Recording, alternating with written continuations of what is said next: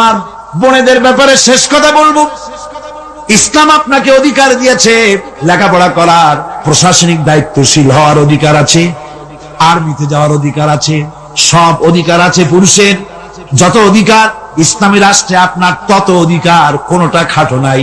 তবে ক্ষেত্র ভিন্ন, পর্দার সাথে থাকতে হবে। রাসূলুল্লাহ আল্লাহ পাক বলেছেন এমন একটা চাদর পরো, যেই চাদরটা পরলে মাথাটা, গলাটা, বুকটা ঢেকে যায়, এমন চাদর পরো। ব্যাংকে চাকরি করা যাবে, অফিসে চাকরি করা যাবে, কলেজে বিশ্ববিদ্যালয়ে চাকরি করা যাবে, ব্যবসা করা যাবে, সব করা যাবে, তবে পর্দার ভিতরে থেকে। বেপর্দা হলে পরে জাহান্নামে যাওয়া লাগবে। জোরে কর নাউজুবিল্লাহ। পর্দার সাথে আপনাদের থাকতে হবে। আমার মা বোনেরা, চাদর পরেন, বোরখা পরেন, বোরখার চাদর ছেড়ে দিয়েন না। দেখবেন একটা জিনিস লক্ষ্য করেন, বোরখা নাই, মাথার চুল টুল ছেড়ে দিয়ে, লিপস্টিক লাগাইয়া, মেকআপ পরে, তারপরে যদি কোনো দোকানে যান মার্কেটিং করতে, সেলসম্যান দেখেই কবে আপা আসেন, আসেন ভাবি সাহেব আসেন। আর যদি একটা বোরখা পরে যান, বলবে খালাম্মা বসেন। একটা অজানা একটা পুরুষ আপনারা আপা কইলো, ভাবি কইলো, এতে মজা না? আপনাকে খালাম্মা বলে সম্মান করলো, সম্মান করতে হয়। সুতরাং বোরখা পরেন, চাদর পরেন। ইসলাম আপনাকে যে বোরখা পড়তে বলেছে, চাদর পড়তে বলেছে, আপনার সম্মানের জন্য, আপনার মর্যাদার জন্য। মা বোনদের ব্যাপারে সর্বশেষ কথা, অনেকের বাড়িতে চাকর চাকরানি থাকে, কাজের মেয়েরা থাকে, কাজের ছেলেরা থাকে, থাকে না? থাকে না? অনেক বাড়িতে কাজের মেয়ে লোক, কাজের লোক থাকে, কিন্তু গৃহকর্ত্রী এই কাজের লোকগুলির উপরে, চাকর চাকরানির উপরে এত জুলুম করে যে জুলুম মধ্যযুগেও ছিল না। ঠিক কি না? কোথায় কোথায় মারধর করে, নিজেরা যা খায় তার থেকে নিম্নমানের খাবার দেয়, ভালো শোবার পায় না, ভালো খাবার পায় না। আর মার তো আছে। আমার মা বোনেরা, তিরমিজি শরীফের হাদিস শুনুন। আল্লাহর নবী বলেছেন, শ্রমিকের উপরে, কাজের লোকদের উপরে যে অত্যাচার করবে, অধিকার আদায় করবে না, কিয়ামতের দিন সে আল্লাহর জান্নাতে যেতে পারবে না। আপনি যতই নামাজ রোজা করেন, আল্লাহর দরবারে জান্নাতে যাওয়া যাবে না, যেহেতু আপনি জুলুম করেছেন কাজের লোকদের প্রতি, শ্রমিকদের প্রতি। শ্রমিকের প্রতি জুলুম করা যাবে না। মা বোনদের কথা শেষ। বন্ধুগণ, এখনই মুনাজাত হবে। মুনাজাতের আগে আসুন আমরা তওবা পড়ি। সবাই পড়েন আউযুবিল্লাহি মিনাশ শাইতানির রাজীম। সব ভাই নামাজের কায়দায় বসেন, নামাজের কায়দায় বসুন। আর কিবলামুখী তো হয়েই আছে। আউযুবিল্লাহি মিনাশ শাইতানির রাজীম। বিসমিল্লাহির রহমানির রহিম। আস্তাগফিরুল্লাহ, আস্তাগফিরুল্লাহ, আস্তাগফিরুল্লাহ রাব্বি মিন কুল্লি যামবি ওয়া আতুবু ইলাইহি লা হাওলা ওয়ালা কুওয়াতা ইল্লা বিল্লাহিল আলিয়্যিল আযীম। আয় আল্লাহ তাআলা, আমি আর জীবনে কখনো শরীয়তের ওজর ছাড়া ফরজ নামাজ, ফরজ রোজা ছেড়ে দেব না। সবাই বলেন ইয়া আল্লাহ। এই মুহূর্ত থেকে মদ, জুয়া, মিথ্যা, সুদ, ঘুষ, জেনা, অশ্লীলতা, পাপাচার, মিথ্যা, অহংকার, সব রকমের কাবায়ের থেকে তোমার কাছে তওবা করতেছি। তওবা ইয়া রব্বি, তওবা ইয়া রব্বি, তওবা ইয়া আল্লাহ, তওবা ইয়া আল্লাহ, তওবা ইয়া আল্লাহ। লা ইলাহা ইল্লাল্লাহু মুহাম্মাদুর রাসূলুল্লাহ। আশহাদু আল লা ইলাহা ইল্লাল্লাহু ওয়াহদাহু লা শারীকা লাহু ওয়া আশহাদু আন্না মুহাম্মাদান আবদুহু ওয়া রাসূলুহু। আল্লাহুম্মা আমিন। রব্বি ربنا ظلمنا أنفسنا وإن لم تغفر لنا وترحمنا لنكونن من الخاسرين ربنا ظلمنا أنفسنا وإن لم تغفر لنا وترحمنا لنكونن من الخاسرين ربنا لا تزغ قلوبنا بعد إذ هديتنا وهب لنا من لدنك رحمة إنك أنت الوهاب রব্বুল আলামিন 5 দিন ব্যাপী কোরআন শরীফের তাফসীরের মাহফিলের আজকের এই শেষ দিনে গভীর রজনীতে কোরআনে কারীম সামনে নিয়া লক্ষ লক্ষ পুরুষ আর নারী একত্রিত হয়ে গুনার বোঝা মাথায় নিয়ে তোমার দরবারে হাত উঠাইছি রব্বুল আলামিন এই 5 দিনে আলোচনা করতে গিয়ে আমি মানুষ বলার মধ্যে যদি কোনো ভুল করে থাকি আমি বিনীতভাবে তোমার কাছে মাফ চাই আয় আল্লাহ তোমার বান্দাদের দিল থেকে স্মৃতি থেকে সে ভুল কথাগুলি মিটাইয়া দাও আর হক কথা যা বলেছি আল্লাহ তেলাওয়াত হয়েছে দরুদ ও সালাম হয়েছে আলোচনা হয়েছে জিকির আজগার হয়েছে সওয়াবটুকুন জনাবে মুহাম্মদুর রাসূলুল্লাহ সাল্লাল্লাহু আলাইহি ওয়াসাল্লামের রূহ মুবারকে পৌঁছায়া দাও রব্বুল আলামিন আদম আলাইহিস সালাম থেকে নিয়ে আজ পর্যন্ত পৃথিবীর মাটির নিচে যত মুমিন মুমিনাত শুয়ে আছে আল্লাহ সকলকে তুমি মাফ করে দাও রব্বুল আলামিন এই মুহূর্তে মনে পড়ে গেল আমাদের বাপজানের কথা আম্মাজানের কথা মনে পড়ে গেল রব্বুল আলামিন আমরা আমাদের জনম দুঃখিনী মা যাদের হারায়া গেছে আল্লাহ একটা অক্ষর মা আর সারা দুনিয়ার মধু এই একটা অক্ষরের ভিতরে ওই মা যার বিদায় হয়ে গেছে আল্লাহ কবরটারে বেহেশতের বাগান বানাইয়া দাও মায়ের বুকে চড়ে মায়ের দুধ গুলো চুচে চুচে খেয়ে মাকে কষ্ট দিয়েছে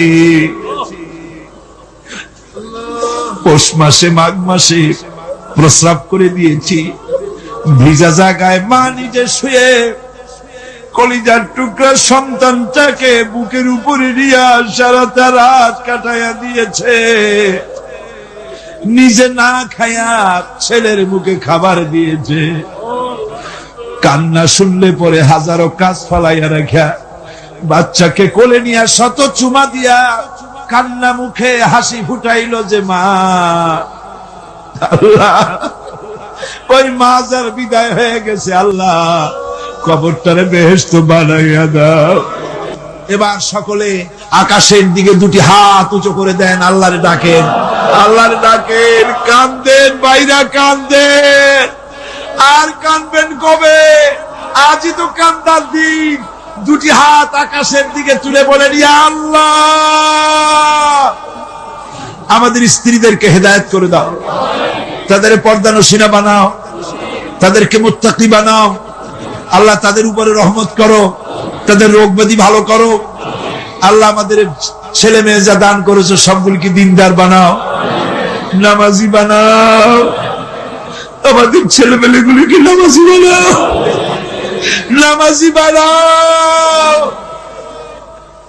আমাদের ছেলে মেয়ের নামাজ দেখা তাদের দিনদারি দেখে আমাদের চক্ষু যেন ঠান্ডা হয় আল্লাহ এইরকম ছেলে তোমার কাছে চাই আল্লাহ আল্লাহ আজকের দোয়া ফিরাইয়া দিও না বাবু আমরা এই বিশ্বাস নিয়ে হাত নামাচ্ছি যা বলছি সব তুমি কবুল করেছো রব্বানা তাকাব্বাল মিন্না ইন্নাকা আনতাস সামিউল আলিম ওয়া তুব আলাইনা ইন্নাকা আনতাত তাওয়াবুর রহিম সুবহান রাব্বিকা রাব্বিল ইজ্জাতি আম্মা ইয়াসিফুন ওয়া সালামুন আলাল মুরসালিন আলহামদুলিল্লাহি রাব্বিল আলামিন ওয়া জাআল আখিরা কালিমাতিনা ইনদাল মাউত লা ইলাহা ইল্লাল্লাহু মুহাম্মাদুর রাসূলুল্লাহ।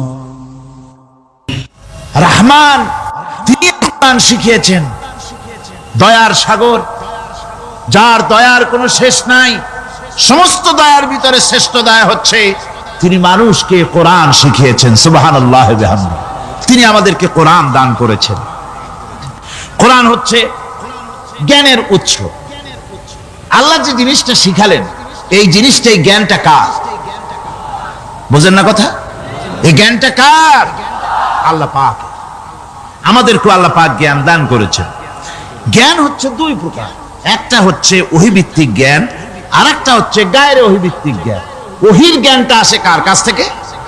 চিল্লা এখন কার কাছ থেকে? আল্লাহর কাছ থেকে আসে ওহীর জ্ঞান।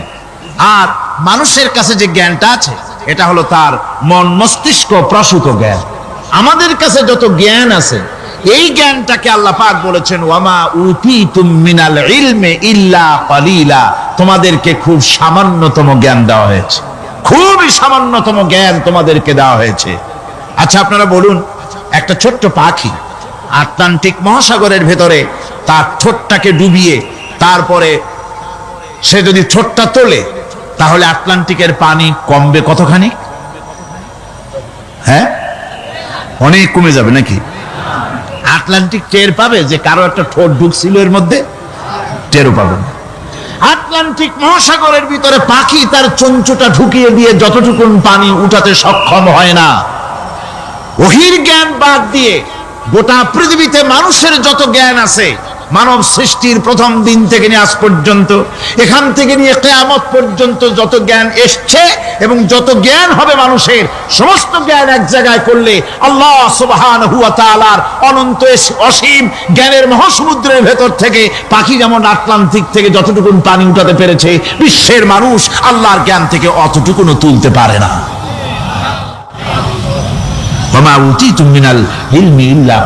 খুব সামান্যতম জ্ঞান তোমাদেরকে দেওয়া হয়েছে।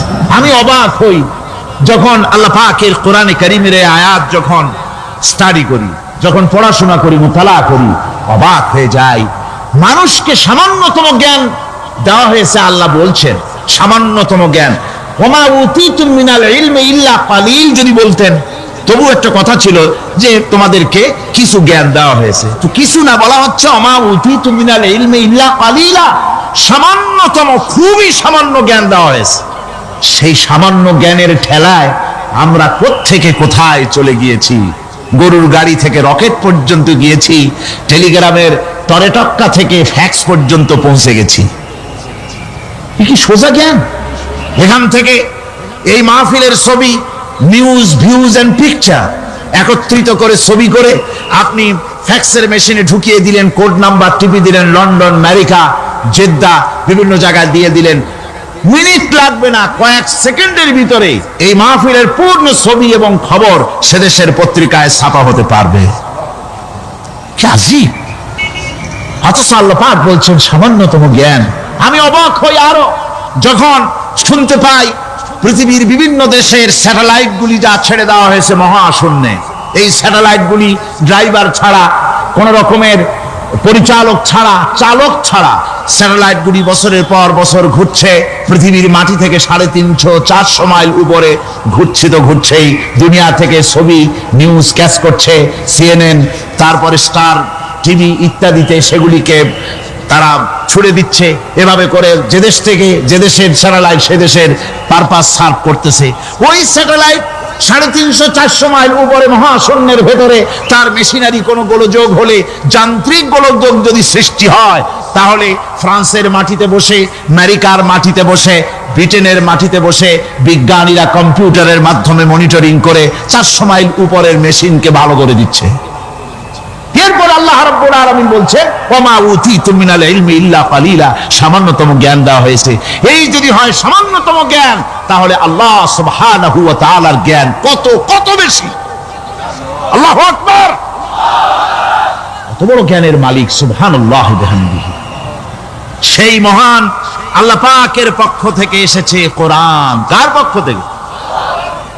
قد جاءكم من الله نور وكتاب مبين আল্লাহ রাব্বুল আলামিন বলেন, আমি আল্লাহর পক্ষ থেকে তোমাদের জন্য এসেছে আলো, তোমাদের জন্য এসেছে নূর, আর তোমাদেরকে আমি দিয়েছি একখানা কিতাব, স্পষ্ট কিতাব দিয়েছি।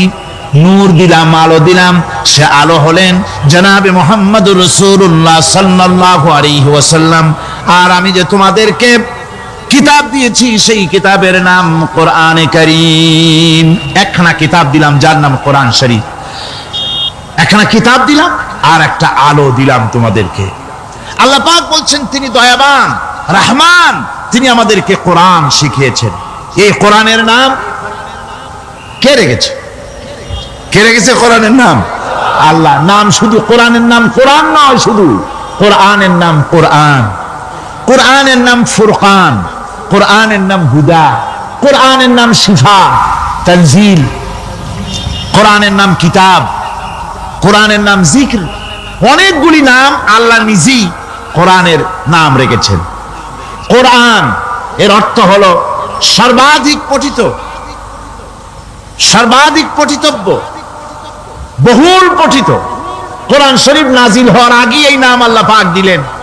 আর আজ দেখা গেল পৃথিবীর বুকে কোরআনের চাইতে বেশি পড়া হয়েছে এমন একটা বইয়ের নাম কর বলেন, এমন একখানা কিতাবের নাম বলেন যে কিতাবখানা কোরআনের চাইতে সবচাইতে বেশি পড়া হয়েছে, এমন একটা কিতাবের নাম বলতে পারবেন? পারবেন না। কোরআন সর্বাধিক পঠিত কিতাব। আল্লাহ রাব্বুল আলামিন এই কিতাবকে অবতীর্ণ করেছেন। আলিফ লাম রা কিতাবুন আনজালনাহু ইলাইকা লিতুখরিজান নাসা মিনাজ যুলুমাতি ইলান নূর। আলিফ লাম রা।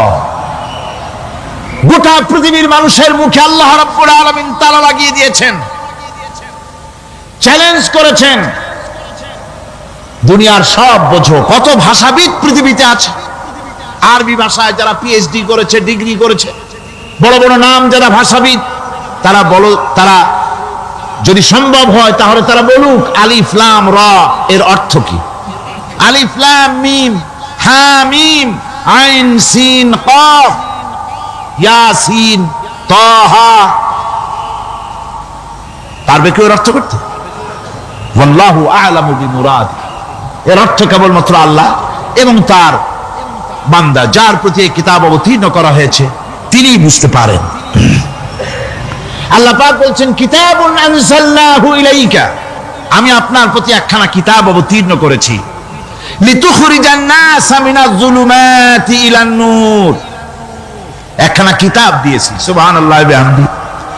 এমন একখানা কিতাব দিলাম যেই কিতাবের সম্পূর্ণ কিতাবখানা 30 পারা কোরআন শরীফে কিতাব, যার প্রতিটি সূরা কিতাব, যার প্রতিটি আয়াত কিতাব, যার প্রতিটি শব্দ কিতাব, যার প্রতিটি অক্ষর কিতাব।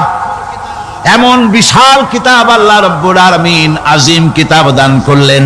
আল্লাহ পাক বলেন এই জন্য দান করেছি যাতে করে আপনি মানব মণ্ডলীকে অন্ধকারের ভিতর থেকে আলোর দিকে নিয়ে আসতে পারেন। এই জন্যই এই কোরআন আমি আপনার প্রতি নাজিল করেছি। কোরআনে কারীম আল্লাহ পাক অবতীর্ণ করেছেন মানুষের কাছে, অর্থাৎ রাসূল করিম সাল্লাল্লাহু আলাইহি ওয়াসাল্লামের কাছে।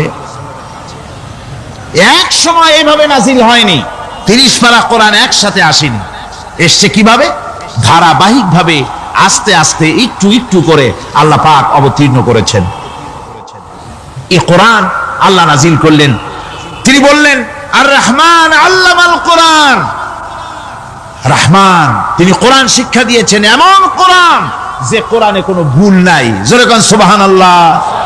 দেখেন যত রকমের বই মানুষে লেখে, বাংলা, ইংরেজি, উর্দু, ফার্সি, যত রকমের ভাষায় হোক, যত বই লেখা হয়, বইয়ের ভূমিকায় গ্রন্থকার তিনি লেখেন এই বই লিখতে গিয়ে ভুল ভ্রান্তি হয়ে যেতে পারে। যদি কারো চোখে ধরা পড়ে জানিয়ে দিলে পরবর্তী সংস্করণে তা পরিশুদ্ধ করতে বাধ্য থাকিব। এরকম কথা বলে না? না, এরকম বলে যে আমি একখান বই লিখছি, এ বইয়ের মতো নির্ভুল বই আর কেউ লিখতে পারে নাই। এমন বাপের বেটার পৃথিবীতে জন্মাইছে কেউ? কেউ জন্মিয়েছে? কেউ জন্ম। এবং বইয়ের সূচনায় কোন গ্রন্থকার নিজের প্রশংসা দিয়ে বই শুরু করে না, বই শুরু করে নিজের দুর্বলতা দিয়ে। বই লিখতে গিয়ে ভুল হতে পারে, ছাপার ভুল হতে পারে, আমার ভুল হতে পারে, এটা সবাই লেখে। এই একখানা কিতাব তামাম পৃথিবীর বুকে অদ্বিতীয় কিতাব। এই কিতাবের রচয়িতা, এই গ্রন্থের অথার, এই মহাগ্রন্থের মালিক, তিনি এই গ্রন্থ শুরু করেছেন নিজের প্রশংসা দিয়া। জোরে বলেন সুবহানাল্লাহ। কোরআন কভার খোলা মাত্রই গ্রন্থকারের প্রশংসা শুরু হয়ে গেল।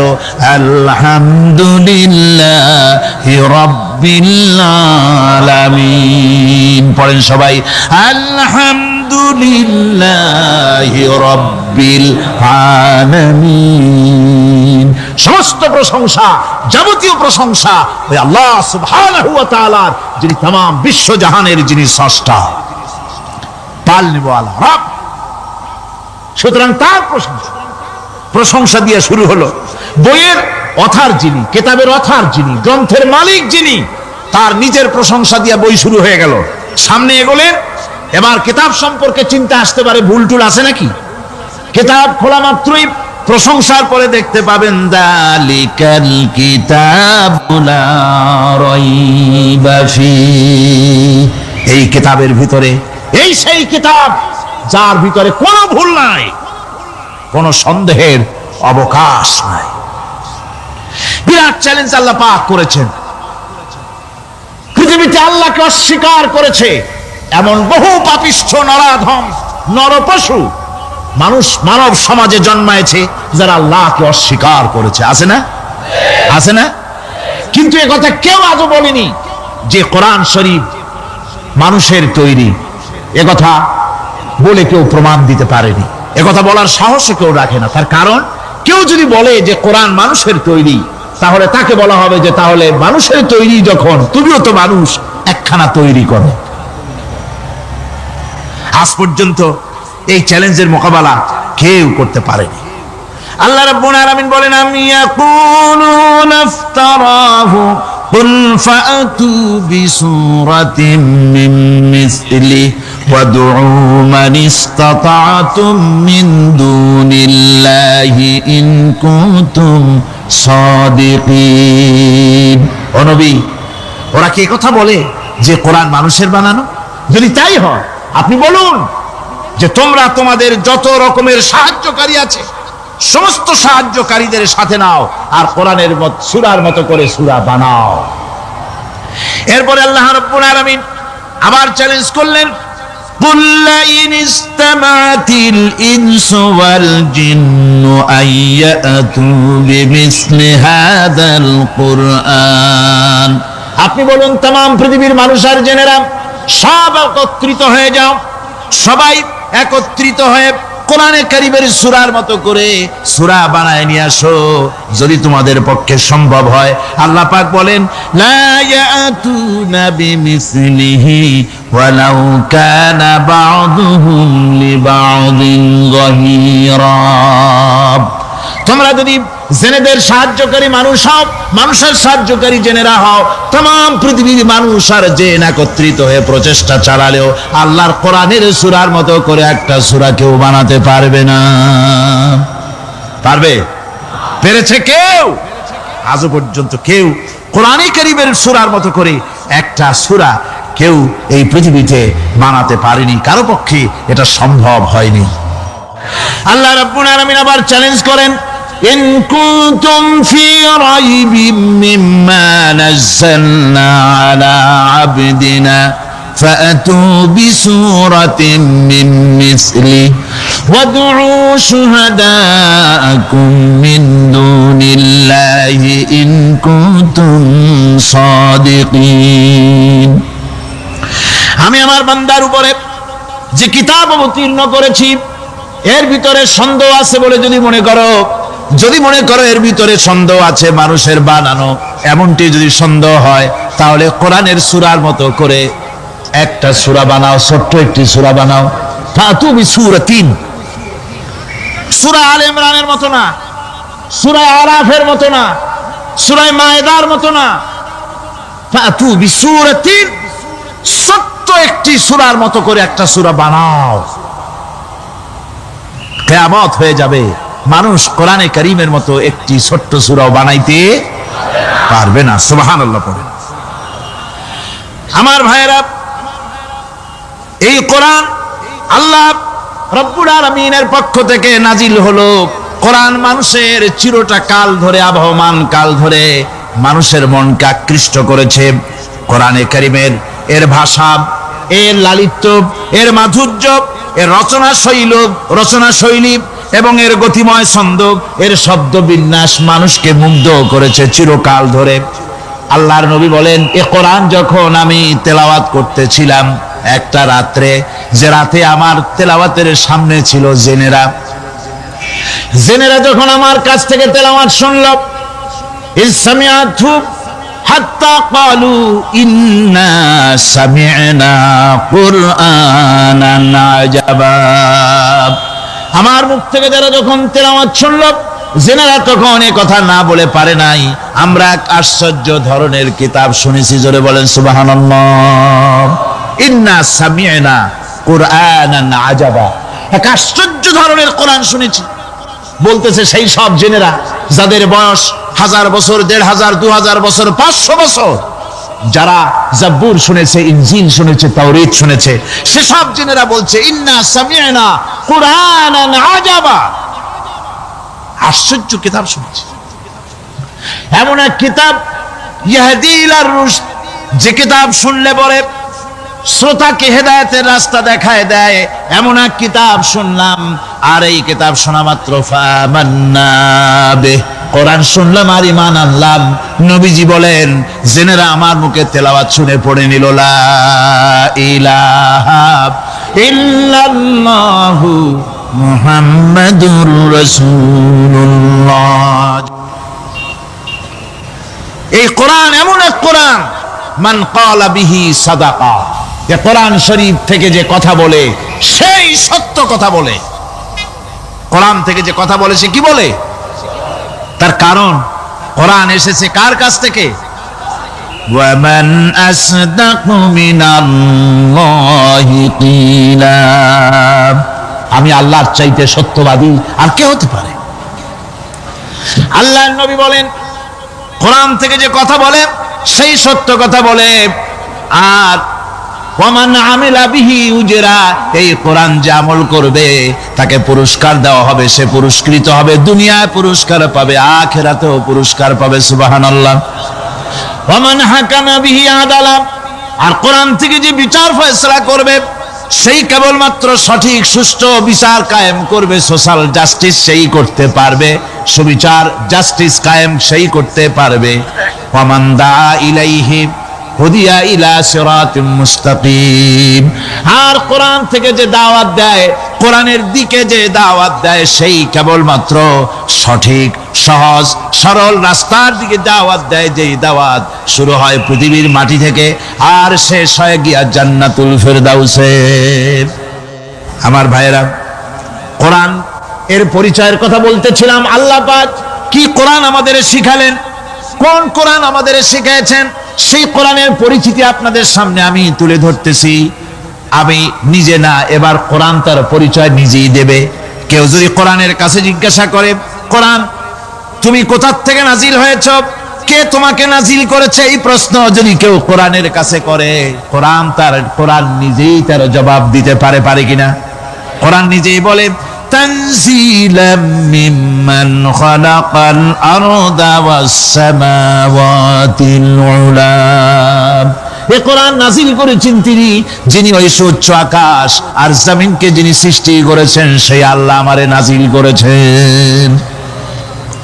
কোরআনের কাছে কেউ যদি প্রশ্ন করে, ও কোরআন, এই পৃথিবীতে নাজিল হওয়ার আগে তুমি কোথায় ছিলে, কেউ যদি প্রশ্ন করে, কোরআনে কারীম নিজে নিজের পরিচয় শোনায়, আমি কোথায় ছিলাম শোনো, বাল হুয়া কুরআনুম মাজিদুন ফি লাউহিম মাহফুজ, বরং এই কিতাব অতীব মর্যাদা সম্পন্ন সুরক্ষিত ফলকে লিপিবদ্ধ ছিল, আমি ছিলাম লোহে মাহফুজে, সেখান থেকে এসেছি।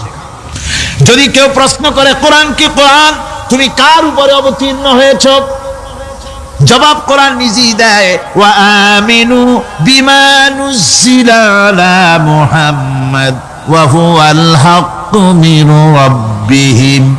ঈমান আনো সেই জিনিসের উপরে যেটা মুহাম্মদ সাল্লাল্লাহু আলাইহি ওয়াসাল্লামের উপর অবতীর্ণ হয়েছে। আবার অন্য আয়াতেও জবাব পাওয়া যায়, তাবারাকাল্লাযী নাযালাল ফুরকানা আলা আবদিহি লিয়াকুনা লিল আলামিনা নাযীরা।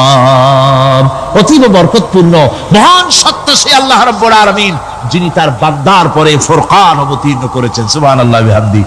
কোরআনের নাম আমি বলেছিলাম শুধু কোরআন নয়, অনেক নাম আছে। কোরআনের আরেক নাম ফুরকান। কোরআনের আরেক নাম কি? আল ফারকু বাইনাল হাক্কি ওয়াল বাতিল।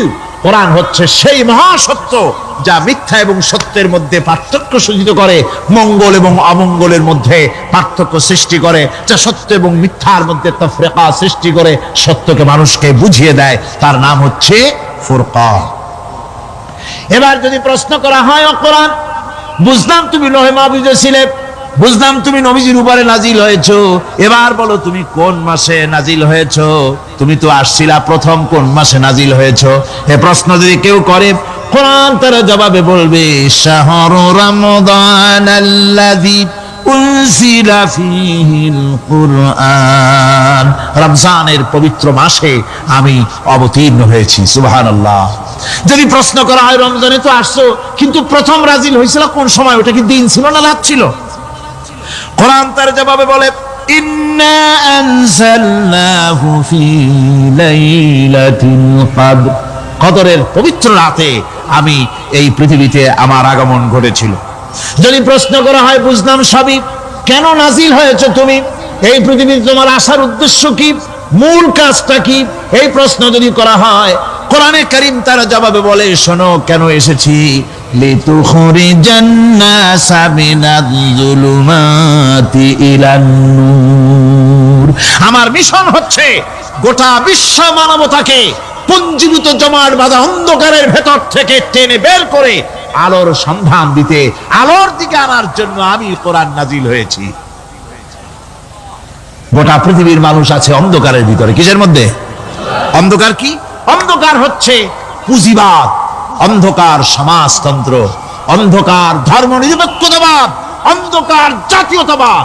মানুষের তৈরি করা যত মতবাদ সব কি? জোরে কোন সবগুলি কি? অন্ধকার। এই অন্ধকারের ভেতর থেকে মানুষগুলিকে টেনে আনবে কোরআন কিসের দিকে? আলোর দিকে। এবার যদি প্রশ্ন করা হয়, বুঝলাম তুমি অন্ধকার থেকে আলোর দিকে নিয়ে আসবে, আলোর দিকে আসলে পরে ফায়দাটা কি হবে?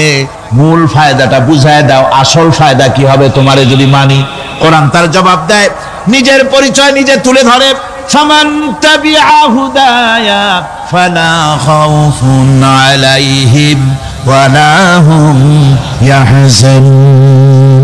এই কোরআনকে যদি মেনে চলো, এই কোরআনের আইন যদি মানো, সমাজে মানো, ব্যক্তিতে মানো, পরিবারে মানে, রাষ্ট্রে মানো, জীবনের সব ক্ষেত্রে সমস্ত জায়গায় যদি এই কোরআনকে মেনে চলো, ফালা খাউফুন আলাইহিম, তাহলে তোমাদের কোনো ভয় থাকবে না, ওয়ালা হুম ইয়াহজানুন, কোনো চিন্তাও থাকবে না। কিসের ভয় থাকবে না? কোরআনের আইন মেনে যদি চলো সমাজে ও রাষ্ট্রে, চুরির ভয়, ডাকাতির ভয়, জিনার ভয়, হত্যার ভয়, সন্ত্রাসের ভয়, কোনো ভয় থাকবে না। ওয়ালা হুম ইয়াহজানুন, চিন্তাও থাকবে না। খাওয়া পড়া, শিক্ষা, চিকিৎসা, বাসস্থান, এগুলির কোনো চিন্তা থাকবে না। কোরআনের সমাজে সব কিছুর গ্যারান্টি দেওয়া হবে, সবগুলি পেয়ে যাবে। এখন যদি আবার প্রশ্ন করা হয়, কোরআন বুঝলাম তোমারে মানলে পরে সব ফায়দা হবে, তাহলে এবার জবাব দাও, তোমার ভিতরে কি রাজনীতি আছে নাকি? আমি তো মানুষ, আমার রাজনীতি করা লাগে। Man is social animal. আমরা তো জঙ্গলের পশু নই, আমরা তো মানুষ। আমাদের সমাজ আছে, আমাদের পৌর নির্বাচন আছে, আমাদের জাতীয় নির্বাচন আছে, আমাদের কলকারখানা আছে, জমিন আছে, আমাদের রাজনীতি, অর্থনীতি, সমাজনীতি আছে, পারিবারিক নীতি আছে, অনেক নিয়ম মালা আছে, নিয়ম নীতি আছে। তোমারে মানলে তোমার ভিতরে কি ওগুলো আছে নাকি সে কথা বলো। কোরআন তার জবাবে বলে, وَنَزَّلْنَا عَلَيْكَ الْكِتَابَ تِبْيَانًا لِكُلِّ شَيْءٍ وَهُدًى وَرَحْمَةً ওয়া বুশরা লিল মুসলিমিন। কোরআন জবাবে বলে, শুনে রাখো, শুধু অর্থনীতি সমাজনীতি নয়, শুধু রাজনীতি আর শিক্ষানীতি যুদ্ধনীতি নয়, তোমার জীবনে যা কিছু দরকার, ইহকালে যা কিছু দরকার, পরকালে সব কথাগুলি আল্লাহ রব্বুল আলামিন আমি কোরআনের সিনার ভিতরে খুলে খুলে বর্ণনা করে দিয়েছেন। সব কথা এ কোরআনে কারীমের ভিতরে রয়েছে। তোমার এমন কোনো জিনিস নাই যা তুমি কোরআনে কারীমের মধ্যে পাবে না। তোমার সমস্ত প্রয়োজন আমার বুকের মধ্যে আল্লাহ দিয়ে দিয়েছেন। বিজ্ঞান আছে, দর্শন আছে, ইতিহাস আছে, সব আছে এর মধ্যে। তবে কোরআনের মধ্যে বিজ্ঞান আছে বলে আমি এটাকে বিজ্ঞানের কিতাব বলবো না, দর্শন আছে বলে দর্শনের কিতাব আমি বলবো না, রাজনীতি আছে বলে কোরআনকে আমি রাজনীতির কোনো কিতাব বলবো না। কোরআন তাহলে কি? কোরআন হচ্ছে অর্থনীতি, সমাজনীতি, রাজনীতি, পারিবারিক নীতি, মানুষের জীবনের যা কিছু প্রয়োজন, সমস্ত নীতিমালার নীতি গ্রন্থের নাম হতেছে কোরআনে কারীম। সমস্ত নীতিমালার নীতি গ্রন্থ কোরআন। এখানে রয়েছে সব কিছুর উৎস, যেটা গ্রহণ করলে পরে মানুষ আরামে থাকতে পারবে। অমুসলিম নাগরিক বৃন্দ তাদের নাগরিক মর্যাদা পাবে। মুসলমান, কৃষক, নারী, চিকিৎসা, কৃষিবিদ, সাধারণ মানুষ, রং, বর্ণ, ভাষা নির্বিশেষে গোটা মানব সভ্যতা আরামে বাস করতে পারবে। পশু পাখিও আরামে থাকবে, গাছপালাও আরামে থাকবে, যেহেতু নির্দেশ হয়েছে বিনা প্রয়োজনে গাছের পাতাটিও ছিঁড় না। ইসলামের সমাজ যদি চালু হয়, গাছেরাও আরাম পাবে, পাহাড়ও আরাম পাবে। চট্টগ্রামের লোকেরা যেভাবে পাহাড় কাটা আরম্ভ করেছে, এটা বড় দুঃখজনক। জুমলায় মুতারেজা একটা বলে দিলাম, অপ্রাসঙ্গিক হলেও জরুরি কথা। আপনারা পাহাড় কাটতেছেন না, আপনাদের নিজেদের পায়ে নিজেরা কুড়াল মারতেছেন। খবরদার পাহাড় কাটবেন না।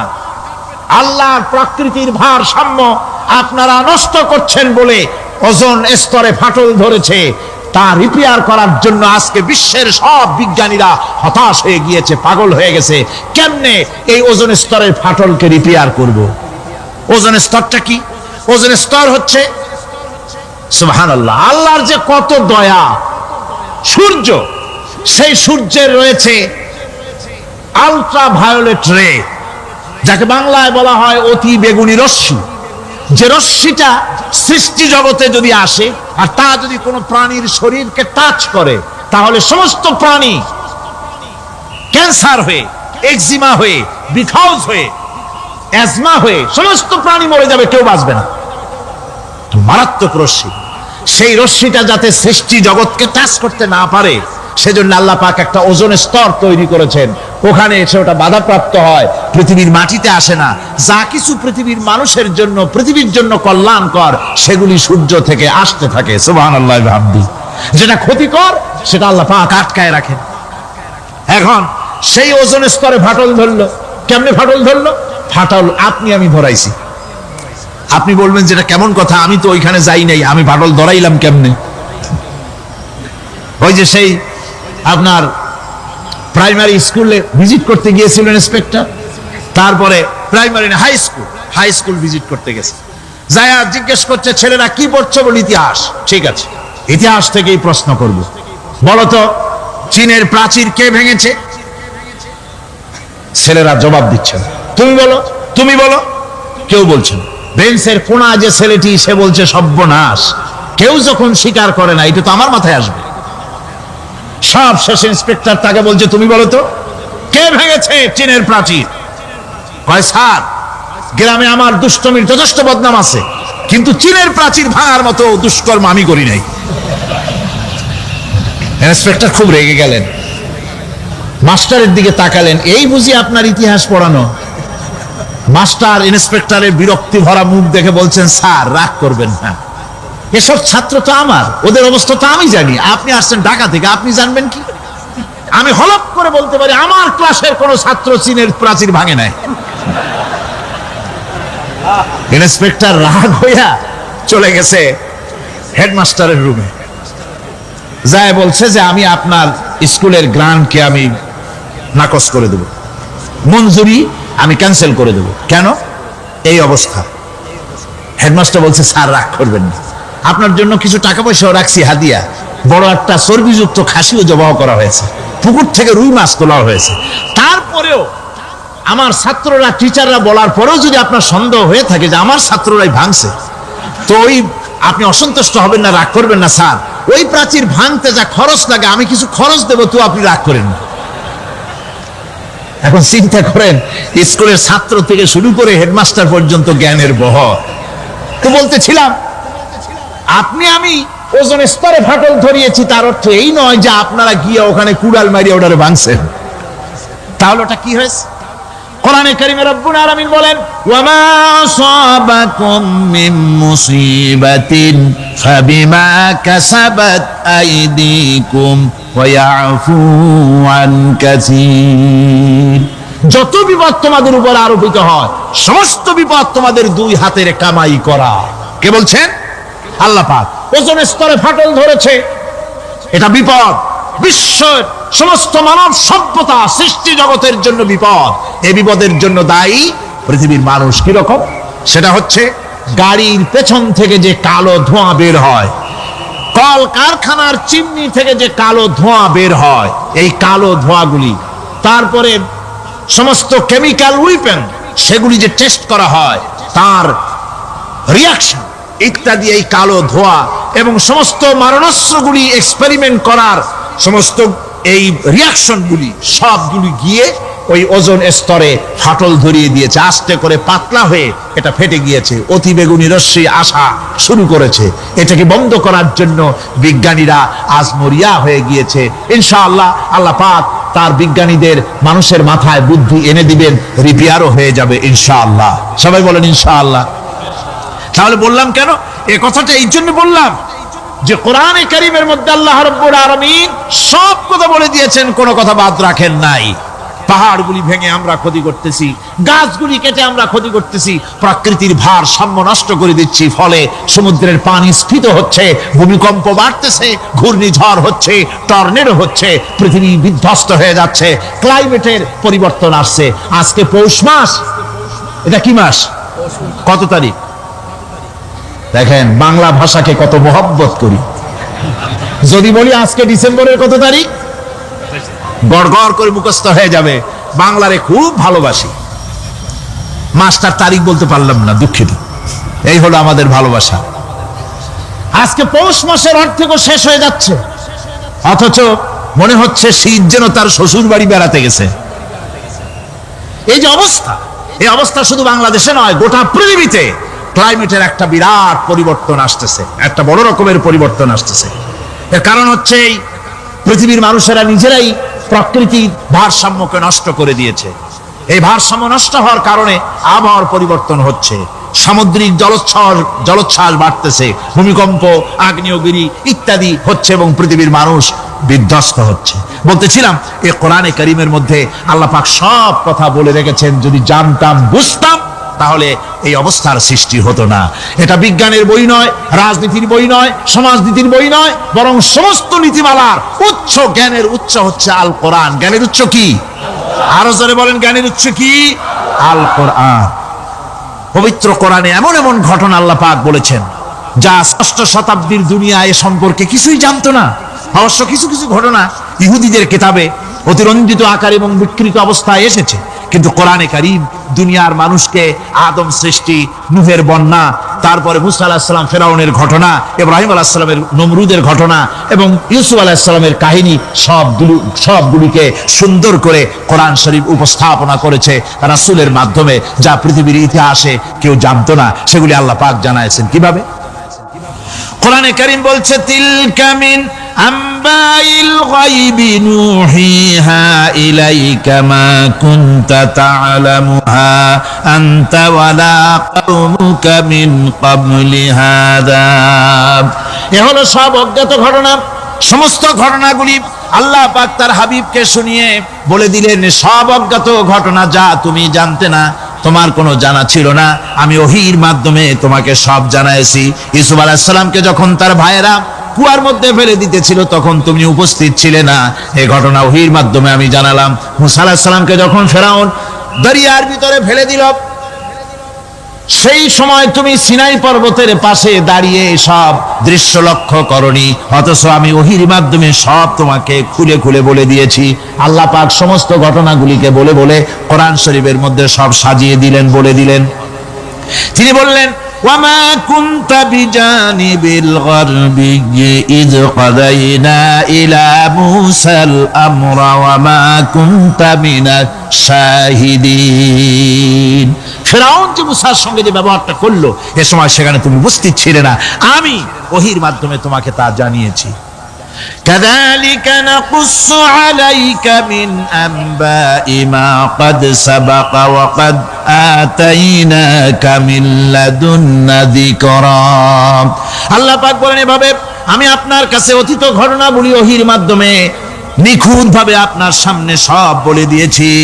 আমার ভাইয়েরা, এই বিশ্বলোকে ঊর্ধ্ব লোক সম্পর্কে নিয়ে ভুল তথ্য বর্ণনা আল্লাহ পাক করে দিয়েছেন কোরআনের মাধ্যমে। 1665 খ্রিস্টাব্দে স্যার আইজাক নিউটন তিনি আবিষ্কার করলেন মাধ্যাকর্ষণ শক্তিকে। এই মাধ্যাকর্ষণ শক্তি, ল অফ গ্রাভিটেশন, এ সম্পর্কে মানুষের এই থেকে কিছু জানলো, কিন্তু আজ থেকে 1400 বছর আগে আল্লাহ রাব্বুল আলামিন তার উম্মি নবী, যিনি কোনো বিজ্ঞানাগারে লেখাপড়া করেন নাই, কোনো সায়েন্স রিসার্চ করেননি, যিনি কোনো কলেজ ইউনিভার্সিটিতে পড়াশোনা করেননি, তার মাধ্যমে জানিয়েছেন মাধ্যাকর্ষণ শক্তির কথা। কোরআন বলছে, ইন্নাল্লাহা ইউমসিকুস সামাওয়াতি ওয়াল আরদা আন তাজুলা। এই পৃথিবী এবং সমস্ত গ্রহ উপগ্রহকে আল্লাহ পাক বলছেন, আমি এমন এক শক্তি দিয়েছি যে শক্তির মাধ্যমে একটা আরেকটাকে আকর্ষণ করে রাখছে। এই পৃথিবীতে মাধ্যাকর্ষণ শক্তি শুধু পৃথিবীর নাই, সূর্যের আছে, মঙ্গলের আছে, নেপচুনের আছে, ইউরেনাসের আছে, বৃহস্পতির আছে। প্রত্যেকটি গ্রহের আলাদা আলাদা মাধ্যাকর্ষণ শক্তি আছে, আর এই শক্তির বলে একটা আরেকটাকে টেনে ধরছে, যাতে করে বিচ্ছিন্ন হয়ে না যায়, যাতে করে ধ্বংসপ্রাপ্ত না হয়। এগুলি আল্লাহ পাক এই তথ্যগুলি কোরআনে কারীমের মধ্যে বলেছেন। ফলে মরিস বুকাইলির মতো লোক, যিনি ফরাসি দার্শনিক, তিনি বলেছেন দুনিয়ার সমস্ত বিজ্ঞানীদের থিওরি হচ্ছে এই, যে বিজ্ঞানের কোনো থিওরি ফাইনাল নয়। আজ একটা হচ্ছে, কাল সেটাকে পরিবর্তন করে নতুন আরেক থিওরি আসতেছে। কিন্তু কোরআনে কারীমের মধ্যে আমি, কে বলতেছেন কথা? না না না, মরিস বুকাইলি বলছেন, কোরআন শরীফের ভিতরে আমি যে বিজ্ঞানের তথ্য পেয়েছি, থিওরি পেয়েছি, তার কোনো পরিবর্তন আজও হয় নাই, ভবিষ্যতেও হওয়ার কোনো সম্ভাবনা নাই। মরিস বুকাইলি মনে করেছিলেন বেদ আর বাইবেলে যেমন ভুল আছে, কোরআন শরীফে ওই রকম ভুল আছে, নাউজুবিল্লাহ। সেই জন্য তিনি আরবি শিখলেন কোরআন বোঝার জন্য, ভুল ধরার জন্য। কোরআন শিখলেন কি জন্যে? ভুল ধরার জন্য। আর এমন শেখা শিখছেন, ওই আরবি শিক্ষা মানে আমাদের দেশের লোকদের মতো আনাকুম জানাকুম শেখে নাই, ভালো করেই শিখছে, ভালো করেই মুখস্থ করেছে, তার ভালো করে আরবি শিখেছেন, তারপরে কোরআন শরীফ পড়েছেন, তারপরে তিনি এ কোরআন পড়ে তেলাওয়াত করে বুঝে এরপরে তিনি বই লিখেছেন the Bible, the Quran and science. এই বইয়ের মধ্যে তিনি পরিষ্কার লিখেছেন, কোরআন পড়লাম, এর ভিতরে একটা নকতা দেওয়ার, একটা কলমের ফোঁটা দেওয়ার জায়গা কারণ নাই। কোরআন নিঃসন্দেহে মহান স্রষ্টা আল্লাহ রাব্বুল আলামিনের মানুষের বানানো কিতাব, এটা হতে পারে না। সুতরাং কোরআন শরীফের মধ্যে আল্লাহ পাক সব কথা বলে দিয়েছেন। বিজ্ঞানের সাথে কিন্তু কোরআনের সংঘর্ষ নাই। অনেকে মনে করে যে বিজ্ঞান আর কোরআন এর মধ্যে বিরাট সংঘর্ষ। না, বিরাট সংঘর্ষ নয়, দুই একটা পয়েন্টে সংঘর্ষ থাকতে পারে। অধিকাংশ ব্যাপারই বিজ্ঞান, আমি মনে করি বিজ্ঞানের আবিষ্কার যত বাড়বে, কোরআন বোঝা মানুষের জন্য তত সহজ হবে। এটা আমার ধারণা, এটা আমার ধারণা। বিজ্ঞানের সাথে দুই একটা পয়েন্টের উপরে সংঘর্ষ আছে, যেমন চন্দ্র এবং সূর্য সম্পর্কে, সৌরজগৎ সম্পর্কে Copernicus, Kepler, Galileo, Newton, Einstein মহাশূন্য সম্পর্কে যে সব বক্তব্য রেখেছেন, সেসব বক্তব্যের সাথে কোরআন শরীফের কিছুটা বৈপরীত্য রয়েছে। যেমন কেউ বলেছেন সূর্য ঘোরে, পৃথিবী স্থির, কেউ বলে সূর্যের চতুর্দিকে পৃথিবী ঘোরে, কেউ কয় চন্দ্র ঘোরে, কেউ কয় আমরা কি আর বসে থাকি, আমরাও ঘুরি। কিন্তু আসলে ঘোরেটাকে কে ঘোরে, এ ফয়সালা কে দেবে? কে দিবে বলুন তো? হ্যাঁ, ঠিক বলেছেন, আল্লাহই দিবেন, কারণ এগুলি সৃষ্টি করেছেন কে? এবার শুনুন, এই বিতর্কের মীমাংসা আল্লাহ পাক করছেন। কোরআনে কারিমে বহু আগে গ্যালিলিও, কেপলার, কোপারনিকাস, এদের বলার অনেক আগে বিশ্বনবী জনাবে মুহাম্মদ রাসূলুল্লাহ সাল্লাল্লাহু আলাইহি ওয়াসাল্লাম তিনি বলে দিয়েছেন, আল্লাহর কথা তিনি বলেছেন, লাশ-শামসু ইয়ানবাগি লাহা আন তুদরিকাল কামারা ওয়ালাল লাইলু সাবিকুন নাহার ওয়া কুল্লুন ফি ফালাকিন ইয়াসবাহুন। প্রবল জ্ঞানী হইবে যাহারা, আপন মনেতে বুঝিবে তাহারা, রাত্রি পারে না আগে যাইবার দিনের স্থান করি অধিকার, চন্দ্র বাজে না সূর্যের গায়েতে, সূর্য পারে না চন্দ্রকে ধরিতে, যার যে স্থান বহাল রাখিয়া ভ্রমণ করিছে খোদাকে ডরিয়া। আল্লাহ রাব্বুল আলামিনকে ভয় করে সব ঘুরছে, চাঁদও ঘোরে, সূর্য ঘোরে, মঙ্গল ঘোরে, ইউরেনাস ঘোরে, বৃহস্পতি ঘোরে, পৃথিবীও ঘোরে, সব ঘুরছে তো ঘুরছেই, বন বন করে ঘুরছে, একটা নির্দিষ্ট কক্ষপথে, আপন আপন কক্ষপথে ঘুরছে, যার ফলে অ্যাক্সিডেন্ট হয় না। সুবহানাল্লাহ, জোরে বলেন সুবহানাল্লাহ। নির্ধারিত কক্ষে ঘুরছে, নির্ধারিত কক্ষে ঘুরছে, এর কক্ষগুলি আল্লাহ পাক ঠিক করে দিয়েছেন, সেই কক্ষে ঘুরতেছে, একে অপরের পথ অতিক্রম করতেছে না। আবার ওই মহাশূন্যের ভেতরে রয়েছে black hole. Black hole, black hole কি? ব্ল্যাক হোল হচ্ছে একটা বিরাট অন্ধকার গহ্বর, একটা মৃত্যুকূপ। এত বড় বিরাট ব্ল্যাক হোল মহাশূন্যে আছে, বিজ্ঞানীরা হয়রান হয়ে গেছে, তার এত বড় শক্তি। সে শুধু তারা খায় না, কোন তারকা ঘুরতে ঘুরতে যদি তার কাছে এসে যায় তারাকে খেয়ে ফেলে। কোন আলো যদি কাছে আসে, আলো শুষে নিতে নিতে আলো যার থেকে এসেছে সেটাকেও শেষ করে ফেলে। এ ধরনের একটা দারুণ আকর্ষণী শক্তি তার মধ্যে আল্লাহ সৃষ্টি করেছেন। একটা ব্ল্যাক হোল আছে মহাশূন্যের ভিতরে, সূর্য, চন্দ্র, গ্রহ, নক্ষত্র, যে সূর্য পৃথিবীর চাইতে 13 লক্ষ গুণ বড়, এমন 2 কোটি সূর্য খাইয়া হজম করতে পারে, এত বড় ব্ল্যাক হোল আল্লাহ তৈরি করে রেখেছেন মহাশূন্যের উপরে। রয়েছে মিল্কি ওয়ে, রয়েছে গ্যালাক্সি, অন্তত 10,000 কোটি, 10 সহস্র কোটি তারকা দিয়ে সমৃদ্ধ গ্যালাক্সি মিল্কি ওয়ে, যেটা অন্ধকার রাত্রে, তারকা সজ্জিত রাতে উত্তর দক্ষিণ দিকে টানা একটা পথের মতো দেখা যায়। এটা হচ্ছে গ্যালাক্সি, এটাকে বলা হয় মিল্কি ওয়ে, এটা হচ্ছে ছায়াপথ। অসংখ্য তারকা এর মধ্যে রয়েছে। কত বড় বড় তারকা, অনেক দূরে, তাই আমরা দেখি বিন্দু বিন্দু, আসলে কি বিন্দু না। কত বড় জানেন? বিজ্ঞানীরা বলেছেন দৈত্যের মতো বিরাট বিরাট তারকা আছে, যে সূর্য পৃথিবীর চাইতে 13 লক্ষ গুণ বড়। এরকমের সূর্যে অন্তত 3 কোটি সূর্য খাইয়া হজম করতে পারে, এরকম অসংখ্য তারকা মিল্কি ওয়ের ভিতরে আল্লাহ সৃষ্টি করেছেন। সুবহানাল্লাহ বিহামদিহি, সুবহানাল্লাহ। আর মানুষ লাফায়, 4 গুণ মানুষ খালি লাভ দেয়, মোষ কতগুলো রাখিয়া, কোন আনন্দে লাফা, কি শক্তি তোমার! মহাশূন্যের তুলনায় এই পৃথিবীর অবস্থান কি জানেন? এই জন্য যত বেশি পড়াশোনা করবেন মাথা নত হয়ে যাবে। কমিউনিস্ট হয় ছাগলেরা, বুদ্ধিমান কোনোদিন কমিউনিস্ট হয় না। কারা কমিউনিস্ট হয়? ছাগলগুলি, যাদের আকল নাই, যাদের জ্ঞান নাই, বুদ্ধি নাই, ওরাই কমিউনিস্ট হয়। কোন চিন্তাবিদ, কোন বিজ্ঞানী কমিউনিস্ট হয় না। মাথা নত হয়ে যায়, আল্লাহর এই সৃষ্টি দেখে পাগল হয়ে যায়। নিঃসন্দেহে আল্লাহ আছেন, নইলে পরে এগুলি হয় কি করে? আমি চিন্তা করে পাই না কমিউনিস্ট হয় কেমন, কতখানি পাগল হইলে হয়।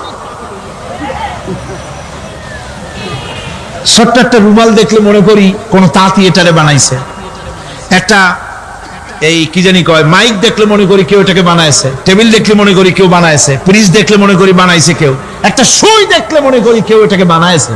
আর এই বিশাল পৃথিবী, ওই বিশাল আকাশ, কমিউনিস্টরা কয় এমনি এমনি হয়েছে।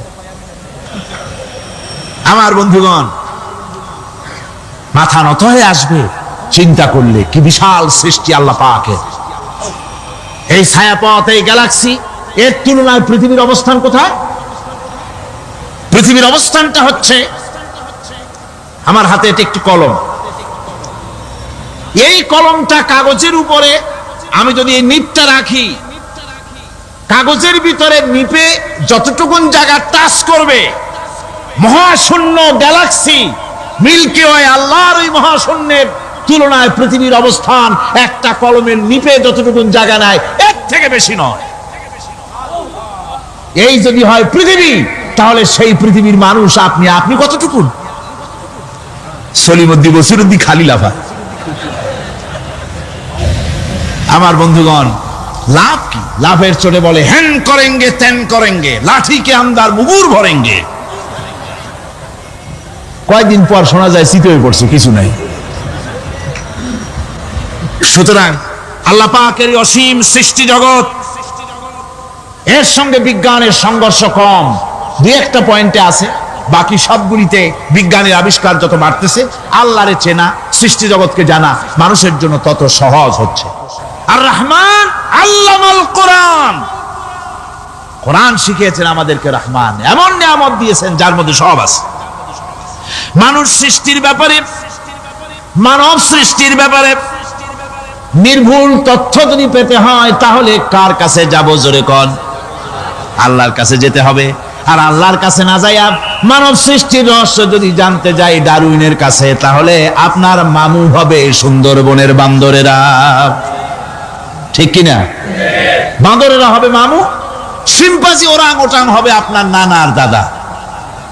তার কারণ ডারউইন সাহেব বলেছেন মানুষ এর পূর্বপুরুষ হলো বাঁদর, শিম্পাঞ্জি, ওরাং ওটাং। এটা হলো তার থিওরি অফ ইভলিউশন। এই বিবর্তনবাদের থিওরি পেশ করতে গিয়ে তিনি বলেছেন মানুষ হলো বান্দরের জাত। আরে বেটা, তুই বান্দরের জাত। নিজের লেজ কাটিয়া সকলের লেজ কাটা আরম্ভ করতে যাচ্ছে। কি পাগলের পাগল, মানুষ হয়েছে বান্দরের জাত। আশ্চর্য কথা। কেমনে কইলে? তো বললো যে শিম্পাঞ্জি দেখছে, তো সে শিম্পাঞ্জি দেখে তার মনে হয়েছে যে মানুষ ওরকম তো দেখা যায়, তো মানুষ বুঝি বান্দর থেকেই আসছে। আমি বলি পৃথিবীতে এমন পাগল আমি কোনোদিন দেখিও নাই, শুনিও নাই যে কোন পাগল পাবদা মাছ দেখে বলেছে যে এটা হচ্ছে বোয়াল মাছের পূর্বপুরুষ। টাকি মাছ দেখে কোন ছাগলেও বলেছে আজ পর্যন্ত যেটা হলো শোল মাছের পূর্বপুরুষ। পুঁটি খাইতে খাইতে আস্তে আস্তে বিরাট শোলে পরিণত হয়ে গেছে, কোন পাগলেও বলেনি। আচ্ছা, মেনে নিলাম দারুন সাহেবের থিওরি, মেনে নিলাম এক সেকেন্ডের জন্য যে বান্দর থেকেই মানুষ হয়েছে। এখনো তো বানর প্রজাতি আছে না? শেষ হয়ে গেছে? আছে কিনা? তাহলে সুন্দরবনে যান, যে দেখুন কোন বাঁদর কি এ পর্যন্ত দেখা গেছে যে কোমর পর্যন্ত মাংসের মতো হয়ে গেছে? আর একটু দুধ আর পনির আর একটু এই শুটকি মাছ লোটটা ফিস খাওয়াইলে আর কদিনের মধ্যে এই বান্দরটা মানুষ হয়ে যাবে। হয়েছে এরকম? বান্দরের 12 আনা মানুষ হয়ে গেছে, 14 আনা মানুষ হয়ে গেছে, আর অল্প একটু বাকি। এরকম দেখা গেছে কোথাও? দেখা যায়নি। এগুলি পাগলামি কথা, পাগলামি কথা। মানুষ বানর থেকে আসেনি, মানুষ ওরাং ওটাং থেকে আসেনি, মানুষ শিম্পাঞ্জি থেকে আসেনি। মানুষ এসছে কোত্থেকে?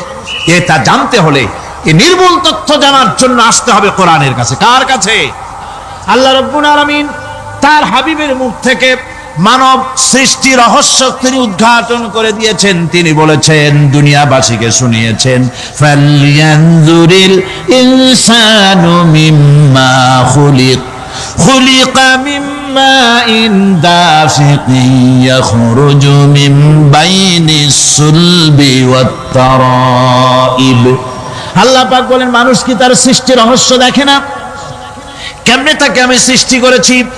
মায়ের বক্ষ পিঞ্জর থেকে, বাপের পৃষ্ঠ থেকে সবেগে নির্গত এক ফোঁটা নাপাক পানি দিয়ে আমি আল্লাহ মানুষকে সৃষ্টি করেছি।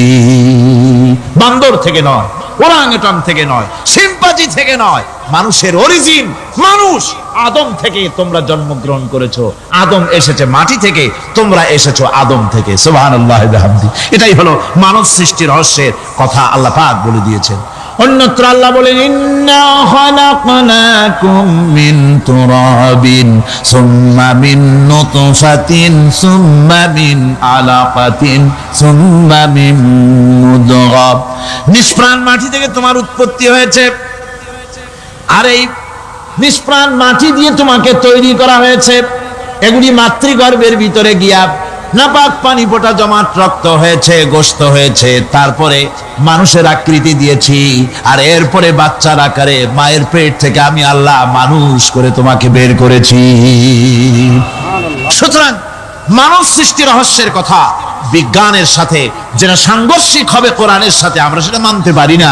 আমাদেরকে মানতে হবে মূল জ্ঞানের কিতাবটা। মূল জ্ঞানের কিতাব কোনটা? জোরে কোন তো কোনটা? এখানে সব কথা আল্লামাল কোরআন। কোরআন শিখিয়ে মানুষকে আল্লাহ পাক সবচাইতে বড় দয়া করেছেন, এর থেকে বড় দয়ার হয় না। কোরআন শিখিয়েছেন আমাদের, যার মধ্যে সমস্ত তথ্যের কথা আল্লাহ পাক বলেছেন। The universe and doctor Einstein বইয়ের ভিতরে লেখা হয়েছে যে একদিন এমন হবে যখন ধীরে ধীরে সূর্য তার আলো হারিয়ে ফেলবে, চন্দ্র নিষ্প্রভ হয়ে যাবে, আর পৃথিবী আস্তে আস্তে তার গতি হারিয়ে ফেলবে। একথা আজকের বিজ্ঞানীরা অথবা আজ থেকে কয়েক বছর আগের বিজ্ঞানীরা একথা বলছেন। কিন্তু রাসূল করিম সাল্লাল্লাহু আলাইহি ওয়াসাল্লামের মুখ থেকে আজ থেকে 1400 বছর আগে, যিনি বিজ্ঞানাগারে মোটেও পড়াশোনা করেননি, লিখতে জানেন না, পড়তে জানেন না, সই করতে জানেন, বিজ্ঞান আজ যে কথা বলছে সেই কথা 1400 বছর, 1500 বছর আগে রাসূল করিমের মুখ থেকে আল্লাহ পাক বলছেন। কোরআনে কারীম বলছে ইয়াসআলু আইয়ানা ইয়াউমুল কিয়ামা ফাইযা বারিকাল বাসারু ওয়া খাসাফাল কামারু ওয়া জুমিআশ শামসু ওয়াল কামার। হে রাসূল, রাসূলের কাছে জিজ্ঞাসা করে কিয়ামত কবে হবে? আল্লাহ পাক বলেন, বলে দিন যেদিন চন্দ্র তার আলো হারিয়ে ফেলবে, যেদিন সূর্য তার আলো হারিয়ে ফেলবে, আর চন্দ্র আর সূর্য সব একাকার হয়ে যাবে। হাজরা বলছে চাঁদে আলো থাকবে না, সূর্য আগের থেকে তার উত্তাপ এবং আলো স্তমিত হতেছে, এবং হতে হতে এমন এক পর্যায়ে আসবে যখন সূর্য আলো হারিয়ে ফেলবে। বিজ্ঞানীরা গত 4-5 বছর আগে এ বক্তব্য রেখেছেন, কিন্তু 1400 বছর আগে বিজ্ঞানের লালনাগারে লেখাপড়া না করে হুজুরের মুখ থেকে আল্লাহ কথা বলে দিয়েছেন। তাহলে বিজ্ঞানের আসল কিতাব কোনটা? জোরে বলেন কোনটা? আল্লাহ পাক আরো বলেন ইজা শামসু কুবিরাত ওয়া ইযান নুজুমু কাদারাত ওয়া ইযাল জিবালু সুয়্যিরাত। তারকাগুলি, সূর্যের আলো থাকবে না, নক্ষত্রগুলো স্থানচ্যুত হয়ে যাবে, কক্ষচ্যুত হয়ে যাবে, পাহাড়গুলিকে পরিচালিত করে দেওয়া হবে, কিছুই থাকবে না, সব শেষ হয়ে যাবে। বিজ্ঞানীরা আজ বলতেছে যে সব শেষ হয়ে যাবে, কিছুই থাকবে না, সব শেষ হবে। বিজ্ঞানীরা বলতেছেন, কোরআন অনেক আগে বলেছে কুল্লু মান আলাইহা ফান ওয়া ইয়াবকা ওয়াজহু রাব্বিকা যুল জালালি ওয়াল ইকরাম। সব শেষ হয়ে যাবে, বিশ্বে যা কিছু আছে সব লয় হবে, ক্ষয় হবে, ধ্বংস হবে, কিচ্ছু থাকবে না, থাকবেন শুধু আল্লাহ সুবহানাহু ওয়া তাআলা। সুবহানাল্লাহি ওয়া বিহামদি। কোরআনে কারীম এ কথা বহু আগে আমাদেরকে জানিয়ে দিয়েছে। সুতরাং আসল জ্ঞানের কিতাবটাই হচ্ছে কোরআনে কারীম। এই কোরআনের কাছে আমরা যত যেতে পারবো, যত কোরআন বুঝতে পারবো, ততই আমাদের জন্য আমরা সমৃদ্ধ হতে পারবো, আমাদের উপর আল্লাহর রহমত আসবে, আমরা সমাজ চালাতে পারবো, আমরা দেশ চালাতে পারবো, আমরা দুনিয়ায় শান্তি পাবো, আমরা আখিরাতেও মুক্তি লাভ করতে পারবো। কোরআনে কারীম সমস্ত বিজ্ঞানের উৎস, দর্শনের উৎস। এইটা না জানলে কিছুই জানা হয় না, এটা জানা হলে সব জানা হয়। পণ্ডিত আপনার ডক্টর শহীদুল্লাহ, আল্লাহ জান্নাত নসিব করুন, সবাই বলুন আমিন। তিনি বলতেন, বড় বড় সেমিনারে গিয়ে বলতেন তিনি, যে আপনারা যারা বক্তব্য রাখতে এসেছেন, জনগণকে বলছি না, যারা বক্তব্য রাখতে এসেছেন, এমএ পাস করেছেন, ডিগ্রি করেছেন, পিএইচডি করেছেন, এফআরসিএস করেছেন, বহু কিছু ডিগ্রি আপনারা লাভ করেছেন, নামের আগে 6 হাত লম্বা ডিগ্রি আপনারা লাগাইছেন, আপনারা পণ্ডিত ঠিকই, কিন্তু এই কোরআন শরীফের জ্ঞান যদি আপনাদের না থাকে, আপনারা পণ্ডিত, তবে আপনারা মূর্খ পণ্ডিত। কি পণ্ডিত? কি পণ্ডিত? মূর্খ পণ্ডিত। ওরা বলে যে মৌলবীরা জানে কি, মৌলবীরা জানে কি? আরে ভাই, মৌলবীদের কাছে তো আসল জ্ঞান আছে। সুবহানাল্লাহি ওয়া বিহামদি। এখানে সবটা আছে। আপনারা এখানে আসেন, এটা বিশ্বাস করলে আপনি সবটা পেয়ে যাবেন। কোরআন বিশ্বাস করতে পারলে, কোরআন জানতে পারলে আপনি সব জানবেন। কোরআনে কারীমের মধ্যে আল্লাহ পাক কত কথা বলেছেন, এর মধ্যে আছে আল্লাহ পাক বলেছেন আফালা ইয়ানজুরুনা ইলাল ইবিলি কাইফা খুলিকাত। এই যে আমি উটগুলোরে বানাইছি, কেমনে বানাইলাম তোমরা কি দেখছো? উট কেমনে বানিয়েছি? মুফাসসিরিনে কেরাম এর উপরে অনেক আলোচনা করেছেন। তারা বলেছেন যে উট মরুভূমির জাহাজ, তারপরে উটের পিঠে একটা চুট আছে, কোন কোন উটের পিঠে দুইটা চুট আছে, মাঝখানে বসে একটারে হেলান দিয়ে আর একটা ধরে বসা যায়। আমি দেখছি দুইটা চুটওয়ালা উট, আফ্রিকান উট আমি দেখেছি, যে চুট সুবহানাল্লাহ দেখলে অবাক হয়ে যেতে হয় যে আল্লাহর কি কুদরত।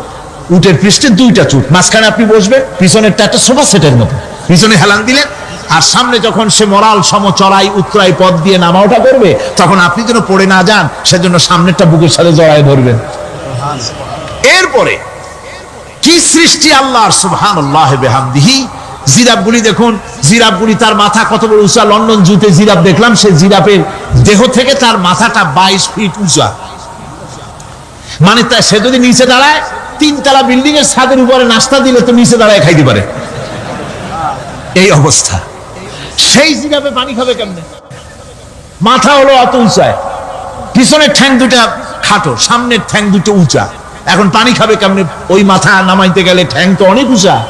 আল্লাহ পাক এমন সুন্দর ব্যবস্থা করলেন, সামনের দুইটা ঠ্যাং এভাবে সরায় দেওয়ার মতো। ও যখনই পানি খায় দেখলাম দুইটা ঠ্যাং অনেক ছেড়ায় দেয়, দুই দিকে ঠ্যাং চলে যায়, তখন মাথাটা সহজে নিচে নামায় আসে, পানি খাইতে পারে। এই সুযোগগুলি আল্লাহ সুবহানাহু ওয়া তাআলা তিনি করে দিয়েছেন। ওমা কুন্না আনিল খালকি গাফিলিন, আমি আমার সৃষ্টি জগৎ সম্পর্কে অমনোযোগী নহি। সুবহানাল্লাহ বিহামদিহি। ইল্লাল্লাহ লা ইলাহা ইল্লাল্লাহ লা ইলাহা ইল্লাল্লাহ লা ইলাহা ইল্লাল্লাহ। 2-1 ঘন্টা, 2-4 ঘন্টা দেখবেন অফিসাররা এসে বলবে, না জানি কোন খাজা বাবা আসছে, আসেন আসেন, নিয়ে খাইতে দেবে, হাদিয়া দেবে। যেহেতু যিনি পড়তেছেন উনি বোঝেন না কি বলতেছেন, আর যারা দাওয়াত দিয়ে নিয়ে গেল ওরা টের পায় নাই যে কি কি শুনে দাওয়াত দিতেছে।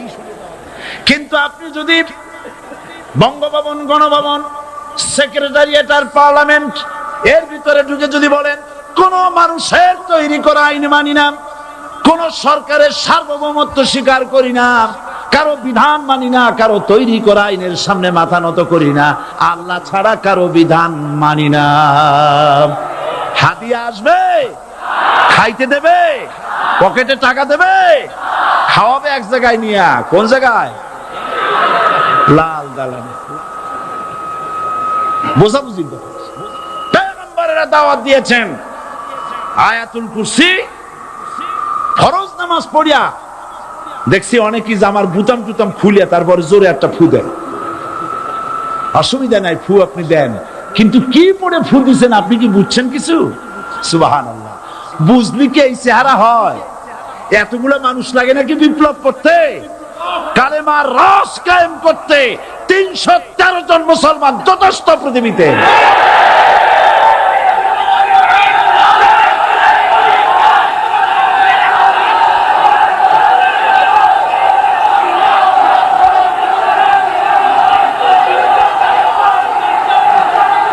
আল্লাহ পাক কোরআনে কারীমের মধ্যে আল্লাহ পাক বলেছেন, এমন একজন নবী পাঠাই নাই, ইয়া হাসরাতান আলাল ইবাদ, বান্দার উপরে আফসোস।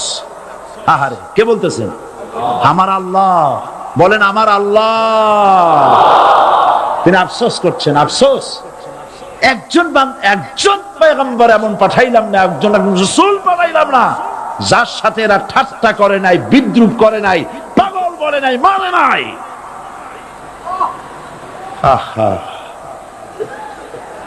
অপরাধ আল্লাহর সার্বভৌমত্ব প্রতিষ্ঠার অপরাধ। হযরত ইব্রাহিম আলাইহিস সালাম তিনি যখন এই কালেমার দাওয়াত দিয়েছেন নমরুদের বিরুদ্ধে, নমরুদ বলেছে, মান আশাদ্দু মিন্না কুওয়া, আমার চাইতে শক্তিশালী আর কে আছে? আনা রাব্বুকুমুল আলা, আমি তোমাদের বড় প্রভু। নাউজুবিল্লাহ। কই থেকে একটা তুমি বলছো লা ইলাহা ইল্লাল্লাহ, আমি তো ইলাহ।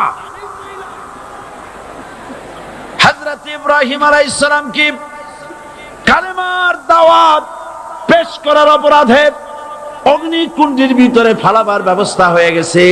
আল্লাহ পাক সব ঘটনা কোরআনে বলে দিয়েছেন, দিয়েছেন কিনা বলেন? কেন বললেন এই সমস্ত কথা? এই জন্য বলেছেন, ফেরাউন মরে যাবে, নমরুদ মরে যাবে, কিন্তু তাদের প্রেতাত্মারা যুগে যুগে তারা বেঁচে থাকবে। আগুন আগুনের ভিতরে ফালাবার ব্যবস্থা হয়েছে। আল্লাহ পাক বলে দিয়েছেন, আমার রাস্তায় যদি চেষ্টা করো, জিহাদ করো, আমার সাহায্য তোমরা পাবে। ওয়া কানা হাক্কান আলাইনা নাসরুল মুমিনিন, মুমিনদেরকে সাহায্য করা আমি আল্লাহর জন্য ওয়াজিব। সুবহানাল্লাহ বলবেন না? আলহামদুলিল্লাহ বলবেন না? আমার জন্য ওয়াজিব মুমিনদেরকে সাহায্য করা। ইব্রাহিম আলাইহিস সালামকে আগুনে ফেলানো হচ্ছে। হযরত জিবরাইল বলেন, ইব্রাহিম তোমাকে আগুনের ভিতরে ফেলানো হতেছে, আমার কাছে সাহায্য চাও, আমি তোমারে বাঁচায় দেব। হযরত ইব্রাহিম আলাইহিস সালাম তিনি বললেন, জিবরাইল আমার পরীক্ষা চলতেছে, আমাকে ডিস্টার্ব করো না, আমি তোমার কাছে সাহায্য কেন চাইবো? আমি তো এমন কোন অন্ধ আল্লাহর ইবাদত করি না যিনি তার বান্দার দুঃখ দুর্দশা নিজের চোখে না দেখেন। পরীক্ষা পাস করছে না? পাস করছেন কিনা? হযরত ইব্রাহিম বলেন, শোনো জিবরাইল, আমি যদি আগুনের ভিতরে পড়ে যাই আর আগুনে পুড়ে যদি ভস্ম হয়ে যায়, আমার আল্লাহ যদি এতে খুশি হন, তাহলে আমি আমার রব্বুল আলামিনকে খুশি করার জন্য এভাবে 1000 বার পুড়তে আমি রাজি আছি। ইব্রাহিম আলাইহিস সালাম আগুনের ভিতরে পড়ে গেলেন। আল্লাহ রাব্বুল আলামিন আগুনের প্রতি নোটিশ করে দিলেন, ইয়া নারু কুনি বারদাও ওয়া সালামান আলা ইব্রাহিম, আগুন আমার ইব্রাহিমের জন্য শান্তিদায়ক ঠান্ডা হয়ে যা। ইব্রাহিম আলাইহিস সালাম জ্বলছেন, পুড়ে গেছেন। নমরুদ তার প্রাসাদের ছাদে বসে ইব্রাহিম আলাইহিস সালামের পোড়া দৃশ্য দেখে আনন্দ করবে, আগুনের দিকে তাকায় দেখে ইব্রাহিম আরামে বসে আছেন। পোড়া তো দূরের কথা, জামাও পরে নাই। ও ডাক দিয়া বলে, রে আগুন, গোটা জাতি নিয়ে তোর পূজা করলাম, আমার দুশমন কেন জ্বালাইতে পারিস না? তোর জ্বালানো শক্তি কি নষ্ট হয়ে গেছে নাকি? আগুনের ভিতর থেকে আওয়াজ বেরিয়ে এলো, নমরুদ, আমার ভিতরে দাহ্য শক্তি, জ্বালানো শক্তি আছে কি নাই যদি প্রমাণ করতে চাও, টেস্ট করতে চাও, তুই নিজে আয়, তোরে সুদ্ধা তাম দুনিয়া জ্বালাই দিতে পারি, ইব্রাহিমের এক গাছা পশম জ্বালাইতে পারি না। বিশ্বকবি আল্লামা ইকবাল কি সুন্দর করে বলেছেন, আজ ভি হো জু ইব্রাহিম কা ইমা पैदा आग कर सकती है एक अंदाजे गुलिस्ता पैदा। ইব্রাহিমের ঈমান যদি আজও কোথাও হয় বিদ্যমান, করতে পারেন অগ্নিকুণ্ডে খুবসুরত এক গুলিস্তান। এখনো যদি ইব্রাহিমের সন্তানদেরকে আগুনের মধ্যে ফেলে দেওয়া হয়, আর ইব্রাহিম ঈমান যদি থাকে, আগুনকে ফুলের বাগান বানাবার ক্ষমতা আল্লাহর আছে। চিরকাল আল্লাহ পাক এই কালেমাকে দিয়েছেন আল্লাহর সার্বভৌমত্বকে প্রতিষ্ঠা করার জন্য। আয়াতুল কুরসি শুধু পড়ে বুকে ফু দেওয়ার জন্য নয়। পড়েন আমার সাথে, আল্লাহু লা ইলাহা ইল্লা হুয়াল হাইয়ুল কাইয়্যুম। দুনিয়ার সমস্ত পয়গম্বর অত্যাচারিত হলেন, শুধু তাই নয়, বিশ্ব নবী আখিরি জামানার পয়গম্বর নবী মুহাম্মদ রাসূলুল্লাহ সাল্লাল্লাহু আলাইহি ওয়াসাল্লাম জাতির কাছে আসলেন। তিনি এসে বললেন, ইয়া আইয়ুহান নাস কুলু লা ইলাহা ইল্লাল্লাহ। প্রথম দাওয়াত, প্রথম দাওয়াত। শুনছেন কথা? রাসূলুল্লাহ বলছেন, ও জাতি, আমার রাসূল তো মক্কার রাসূল না শুধু, মদিনার রাসূল না শুধু, আরবি ভাষা ভাষীদের রাসূল না শুধু, আমার নবী কি নবী? চিল্লায় বলেন। তাই তিনি বলেছেন, ও বিশ্বের মানবতা, বিশ্বের মানব গোষ্ঠী, যদি মুক্তি পেতে চাও, নাজাত পেতে চাও, উচ্চারণ করো, বিশ্বাস করো, আমল করো, বলো লা ইলাহা ইল্লাল্লাহ। জোরে পড়েন, লা ইলাহা ইল্লাল্লাহ, লা ইলাহা ইল্লাল্লাহু মুহাম্মাদুর রাসূলুল্লাহ। আবু জাহেল বুঝছিল কলেমার অর্থ? কথা বলেন না কেন? আবু জাহেল বুঝছিল? উতবা, সাইবা, মুগিরার গোষ্ঠীরা বুঝছিল? বুঝেছে। তারপরে তারা চিন্তা করলো যে সর্বনাশ তো করছে, লা ইলাহা, কোন ইলাহ নাই, আইনদাতা নাই, বিধানদাতা নাই, তাহলে আমরা কি ঘরে বসে বসে কি করব? উনি নতুন একজন ইলাহ নিয়ে আসছে, আল্লাহ ছাড়া কোন ইলাহ নাই, তাহলে আমাদের কাজটা কি?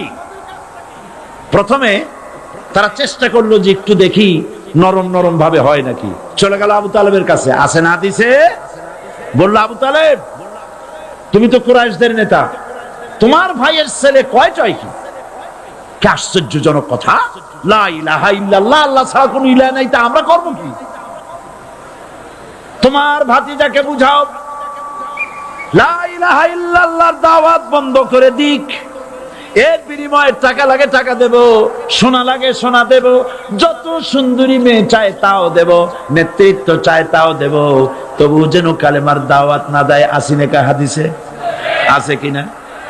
নবীজি যখন বাড়ি ফিরলেন, চাচা আবু তালেব নিজের কলিজার টুকরা সন্তান হযরত জাফর আলীর চাইতে তিনি ভালোবাসতেন কলিজার মতো করে মুহাম্মদ সাল্লাল্লাহু আলাইহি সাল্লামকে। বলছে, বাবা এমন কথা কেন বলো যাতে লোকেরা খেপে যায়? এই কথাগুলি বলো না, ওরা আমার কাছে এই সব প্রস্তাব দিয়ে গিয়েছে। রাসূলুল্লাহ প্রস্তাব শুনে এগ্রি করলেন। জি, আমার নবী বলেন, ও আমার চাচা আবু তালেব, প্রস্তাবকারীদেরকে শুনিয়ে দিন। হুজুরের সাথে তখন অনেক লোকজন নাকি, অনেক অস্ত্রপাতি, কিচ্ছু নাই, আল্লাহর শক্তি ছাড়া কিছুই নেই। আমার নবী বলেন, ও আমার চাচা আবু তালেব, প্রস্তাবকারীদেরকে শুনিয়ে দেন। যেটা দেওয়া সম্ভব সেটা তো দূরের কথা, যেটা দেওয়া সম্ভব নয় তাও যদি তারা দিতে পারে আমারে, যেমন আকাশের সূর্যটা ধরে এনে ওরা যদি আমার ডান হাতে তুলে দেয়, আকাশের পূর্ণিমার চাঁদটা ধরে যদি বাম হাতে আমার তুলে দেয়, এর বিনিময়ে এক মুহূর্তের জন্য তাওহীদের দাওয়াত আমি বন্ধ করে দেব না। সুবহানাল্লাহ।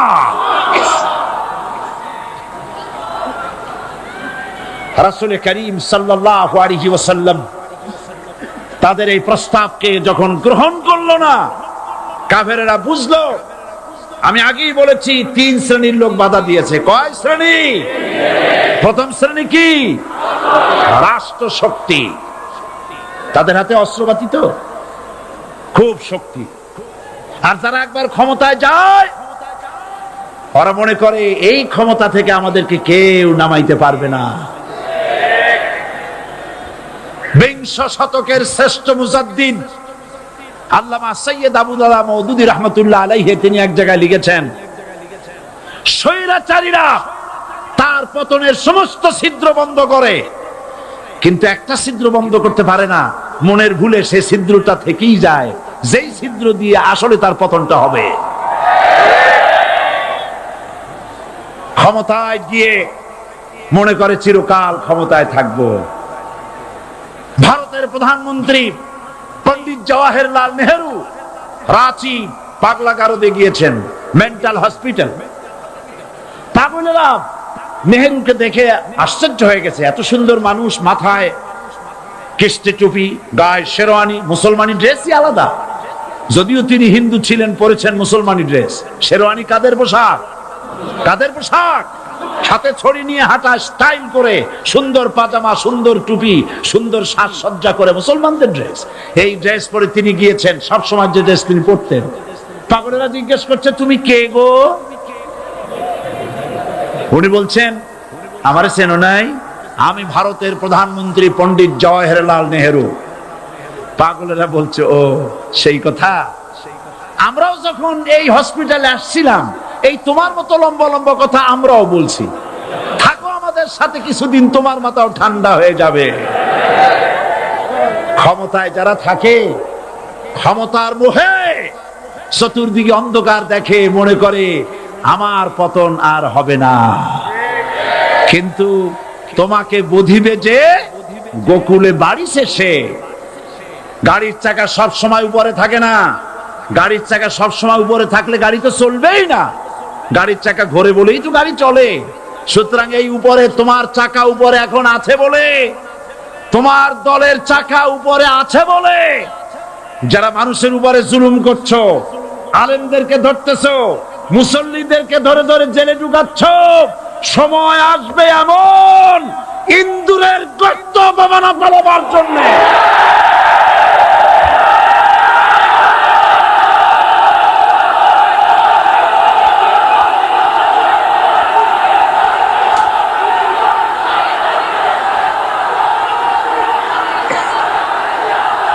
আবু জাহেলের গোষ্ঠী, আবু জাহেলের গোষ্ঠী মনে করেছে সোজা আঙ্গুলে ঘি যখন উঠলো না, আঙ্গুল বাঁকা করতে হবে। শুরু হয়ে গেল অত্যাচার, শুরু হয়েছে না?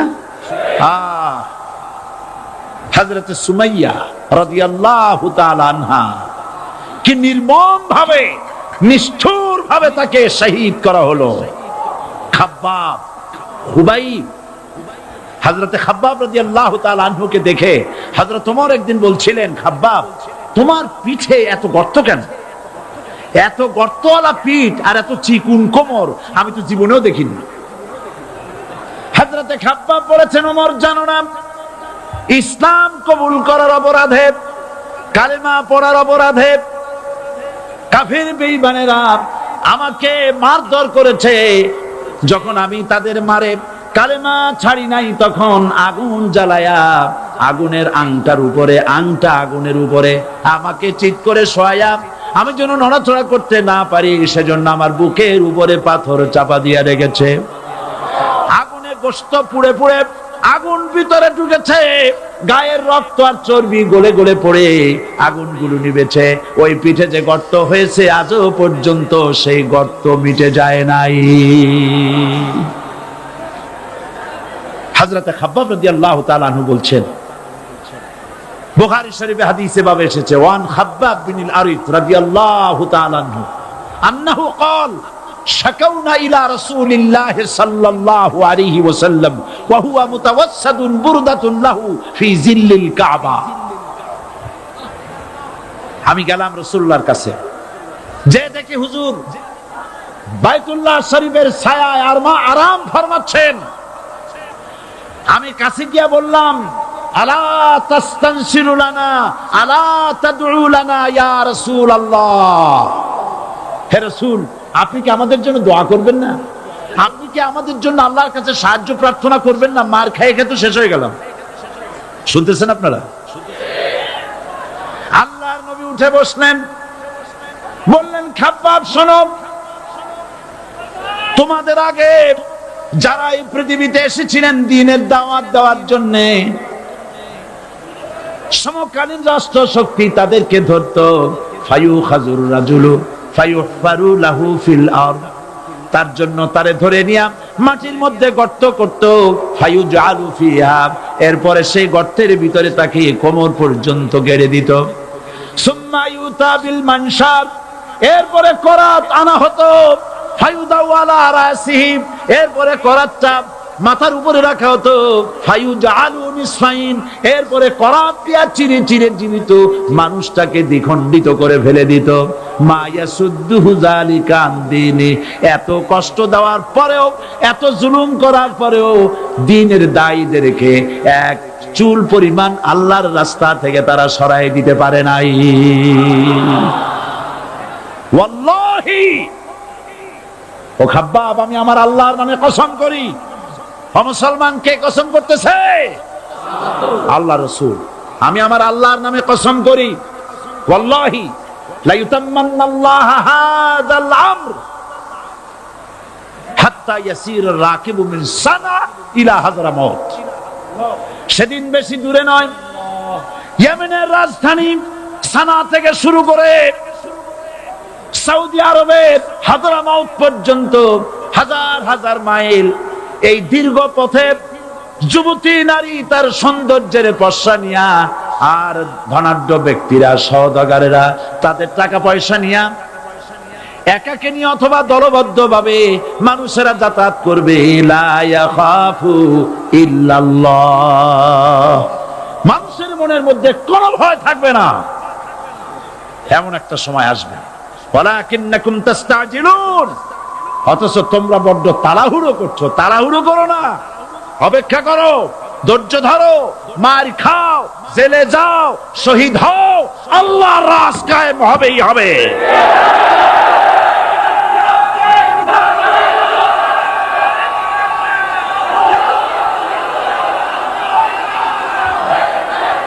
বিল্ডিং থেকে শিক্ষা গ্রহণ করুন, বিল্ডিং, ইমারত, দালান থেকে শিক্ষা গ্রহণ করুন। এই যেটা দালান আছে না পাশে, দেখতে পাচ্ছেন? এই দালান কি দিয়ে তৈরি করা হয়েছে বলেন? ইট। সমস্ত ইটেরা যদি ধর্মঘট করত, আমরা কেউ মাটির তলায় যাব না, কেউ আমরা আগুনে পুড়ে ঝামা হব না, পিক হব না, কেউ আমরা টুকরা টুকরা হব না, সবাই থাকবো উপরে উপরে, তাহলে কি দালান হইতো নাকি? এই বিল্ডিং নির্মাণ করতে গিয়া ইটের যে স্যাক্রিফাইস, হাজার হাজার ইটকে পিক হতে হয়েছে, পুড়ে যেতে হয়েছে, খোয়া হতে হয়েছে, ভেঙে টুকরা টুকরা হয়ে 50 ফিট মাটির নিচে যেতে হয়েছে, তারপরে ইমারত গঠন হয়েছে, সুন্দর দালান তৈরি হয়েছে। যারা ইসলামী শাসন চান, আল্লাহর দ্বীনকে বিজয়ী দেখতে চান, তাদেরকে অসংখ্য মানুষকে পোড়াইটের মতো জেলখানায় পুড়ে পুড়ে মরতে হবে, অসংখ্য মানুষকে ফাঁসির কাস্তে ঝুলতে হবে, গায়ের রক্ত দিতে হবে, শহীদ হতে হবে, তারপরে ইসলামের ইমারতটা কায়েম হয়ে যাবে।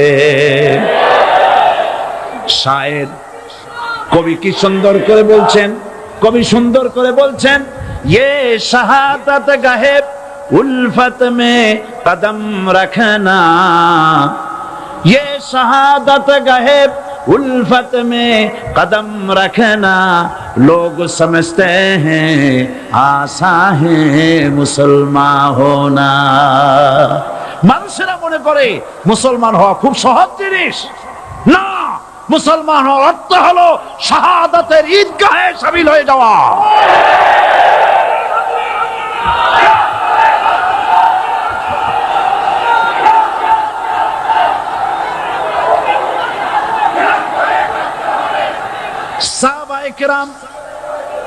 সাহাবায়ে কেরাম মার খেলেন, এবার স্বয়ং আল্লাহর নবীর গায়ে হাত তুলল। আবু জাহেল এসে হুজুরকে মারলেন, গলায় চাদর দিয়া এমন জোরে টান মেরেছে, রাসূলুল্লাহ পড়ে গিয়েছেন। হাদিসে এসেছে হুজুরের চোখ মোবারক ঠিকরে পড়ে যেতেছে, চেহারা মোবারক লাল হয়ে গিয়েছে, জমিনের উপর আছাড় মেরে ফেলেছে। রাসূলের এই অবস্থা দেখে হযরতে হামজা তখনও কাফের ছিলেন, শিকার থেকে এসে তিনি এই দৃশ্য দেখলেন, দাসীর মুখে শুনলেন, ছুটে চলে গেলেন আবু জাহেলের বাড়িতে। যায় বলে, আবু জাহেল রে, তুই মুহাম্মদ সাল্লাল্লাহু আলাইহি ওয়াসাল্লাম মেরেছিস, বল কেন মারনি? এমন ভালো মানুষ তো জীবনেও চোখে দেখি নাই, যিনি কোনো মিথ্যা কথা বলেন না, ভালো ভালো কথা বলেন, এক আল্লাহর গোলামি করার জন্য বলেন। এই সব ভালো কথা বলার জন্যই তুই তারে মারলি নাকি? আরে আবু জাহেল, তুই কি মনে করেছিস মুহাম্মদ সাল্লাল্লাহু আলাইহি ওয়াসাল্লাম তার পিতা আব্দুল্লাহ মারা গেছে বলে মুহাম্মদ সাল্লাল্লাহু আলাইহি ওয়াসাল্লাম এতিম হয়ে গেছে মনে করেছিস নাকি? জেনে রাখ, মুহাম্মদ সাল্লাল্লাহু আলাইহি ওয়াসাল্লামের পিতা আব্দুল্লাহ মারা গেছে, কিন্তু চাচা হামজা তো মরে যায় নাই। হাতের ধনুক দিয়া এমন জোরে আঘাত মারলেন, আবু জাহেলের মাথা ফেটে রক্ত ফিনকি দিয়ে বেরিয়ে এলো। হযরতে হামজা ঘরে ফিরে এসে রাসূল করিম সাল্লাল্লাহু আলাইহি ওয়াসাল্লামের মস্তক মোবারক কোলে উঠায় নিলেন আর বললেন, বাবা, তোমাকে মেরেছে বলে আমি আবু জাহেলের মাথাটা ফাটায় দিয়ে আসছি, তুমি খুশি হও। হুজুর বলছেন, চাচা, কার মাথা ফাটাইছো এইটা বলে আমারে খুশি করতে পারবা না। হযরতে হামজা বলেন, তুমি কি হলে খুশি হবে? হুজুর বলেন, হামজা চাচা গো, আমি খুশি হব যদি একটিবার চাচা তোমার মুখে শুনতে পাই ঈমানের কালেমা। হযরতে হামজা বলেন, মুহাম্মদ সাল্লাল্লাহু আলাইহি ওয়াসাল্লাম, আমি বুঝতে পেরেছি তুমি কোনো সাধারণ মানুষ নও। সাধারণ মানুষ হলে পরে তুমি প্রতিশোধে বিশ্বাসী হতে, খুশি হতে।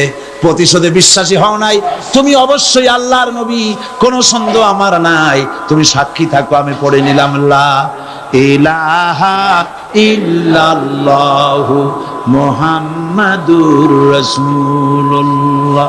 জোরে পড়ো, লা ইলাহা ইল্লাল্লাহু মুহাম্মাদুর রাসূলুল্লাহ। ঘাবড়াবার কারণ নাই। এর অর্থ এই নাই যে আপনারা কালেমার দাওয়াত দিবেন আর রাষ্ট্রশক্তি আপনারে পিটাইতেই থাকবে। আপনার কোনদিন আপনার সুদিন ফিরে আসবে না। বিষয়টা কি এমন না? আমার আল্লাহর ওয়াদা শুনুন, ওয়ালা তাহিনু ওয়ালা তাহজানু ওয়া আনতুমুল আলাউনা ইন কুনতুম মুমিনিন। মোমেন যদি হও, আমি তোমাদেরকে বিজয় দান করবো। সুবহানাল্লাহ বলেন। আজ যদি আমাদের উপরে বিপদ এসে থাকে, তাহলে তার একমাত্র কারণ পূর্ণাঙ্গ ঈমানের অভাব আমাদের মধ্যে রয়েছে, ঠিক কিনা? আজ পৃথিবীতে সব থেকে মার খায় কারা? চিল্লায় বলো। আলজেরিয়ায় কারা? বসনিয়ায় কারা? চেচনিয়ায় কারা? প্যালেস্টাইনে কারা? আহা, প্যালেস্টাইনের মুসলমানদেরকে মেরে মেরে শেষ করে দিল।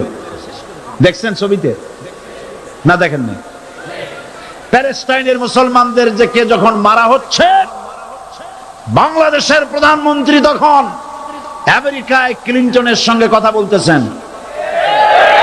তিনি ক্লিনটনের কাছে তার পিতৃ হত্যার জন্য দায়ী সাজাপ্রাপ্ত 3 জন ব্যক্তিকে ফেরত চাচ্ছিলেন। আমার দৃষ্টিতে এটা কোনো অপরাধ নয়। সন্তান তার পিতার প্রতি আকর্ষণ থাকবে। আমার আপত্তি সেখানে আপনি প্রধানমন্ত্রী শুধু শেখ পরিবারের প্রধানমন্ত্রী নন, শুধু আওয়ামী লীগের প্রধানমন্ত্রী হওয়া উচিত নয় আপনার। আপনি পৃথিবীর দ্বিতীয় বৃহত্তম বাংলাদেশের 12 কোটি মুসলমানের প্রধানমন্ত্রী। পিতৃ হত্যার আসামি ফেরত চাইলেন, কিন্তু বিল ক্লিনটনের আশ্রয় প্রশ্রয় লালিত পৃথিবীর অসভ্য জাতি সন্ত্রাসী ইহুদিরা প্যালেস্টাইনের মুসলমানদেরকে পাখির মতো গুলি করে হত্যা করছে। আপনি কেন এর জবাব চাইলেন না?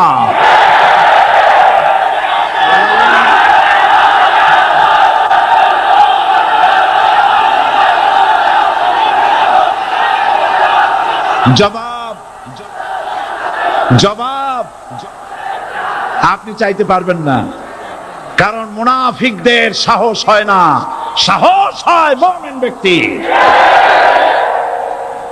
বিল ক্লিনটনকে বলা দরকার ছিল, এই ইসরায়েলকে তোমরাই বসিয়েছো, মধ্যপ্রাচ্যের বিষ ফোড়ায় পরিণত করেছো তোমরা। তবে হ্যাঁ, যুরিবাত আলাইহিমুয যিল্লাতু ওয়াল মাসকানা ওয়া বাউ বিগাদাবিন মিনাল্লাহ। আল্লাহর গজব আসবে, ইহুদিরা পৃথিবী থেকে নিশ্চিহ্ন হবেই হবে ইনশাআল্লাহ। দেখেছেন তাকায়া প্যালেস্টাইনে ইসরায়েলিরা হেলিকপ্টার, গানশিপ, কামান, বোমা নিক্ষেপ করছে, আর প্যালেস্টাইনের শিশু, কিশোর, যুবকেরা ইহুদিদের নিক্ষিপ্ত বোমা আর কামানের মোকাবেলা করতেছে পাথর দিয়ে। আমি আমার অন্তরের অন্তঃস্থল থেকে ধন্যবাদ জানাই, মোবারকবাদ জানাই খালিদ বিন ওলীদের উত্তরসূরি, খাব্বাব খোবাইবের উত্তরসূরি প্যালেস্টাইনের ওই সব যুবকদেরকে যারা কাফের বেঈমান ইহুদিদের মোকাবেলা করতেছে ইট আর পাথর নিয়ে। আর আমি আমার অন্তরের অন্তঃস্থলের সমস্ত ঘৃণা দিয়ে আমি ধিক্কার জানাই পৃথিবীর মুসলিম শাসকদেরকে, যারা মুসলমানদের মার দেখে চুপ করে যারা বসে আছে।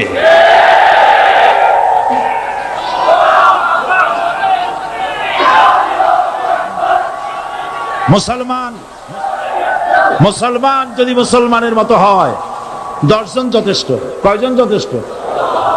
কোথায় আছে কথা? আল্লাহ পাক কোরআন শরীফের মধ্যে বলেছেন, একজন যদি হও ইমানদার মুত্তাকি 10 জনের উপরে বিজয়ী হবে। 10 জন যদি হও 100-র উপরে বিজয়ী হবে, 100 যদি হও 1000-এর উপরে বিজয়ী করব। জোরে বলেন সুবহানাল্লাহ। কবি বলতেছেন ফিজায়ে বদরে পয়দা কুন ফেরেশতে তেরি নুসরত কো উতার सकते গর্দুঁ সে কাতার আন্দার কাতার আবি। বদরের মুসলমানদের মতো ঈমান আনো, তাহলে আকাশ থেকে কাতারে কাতারে ফেরেশতা নাজিল করে দিয়ে আল্লাহ পাক তোমাদেরকে সাহায্য করবেন। সুবহানাল্লাহ। সে আল্লাহ আছে না নাই? জোরে বলেন আছে না নাই?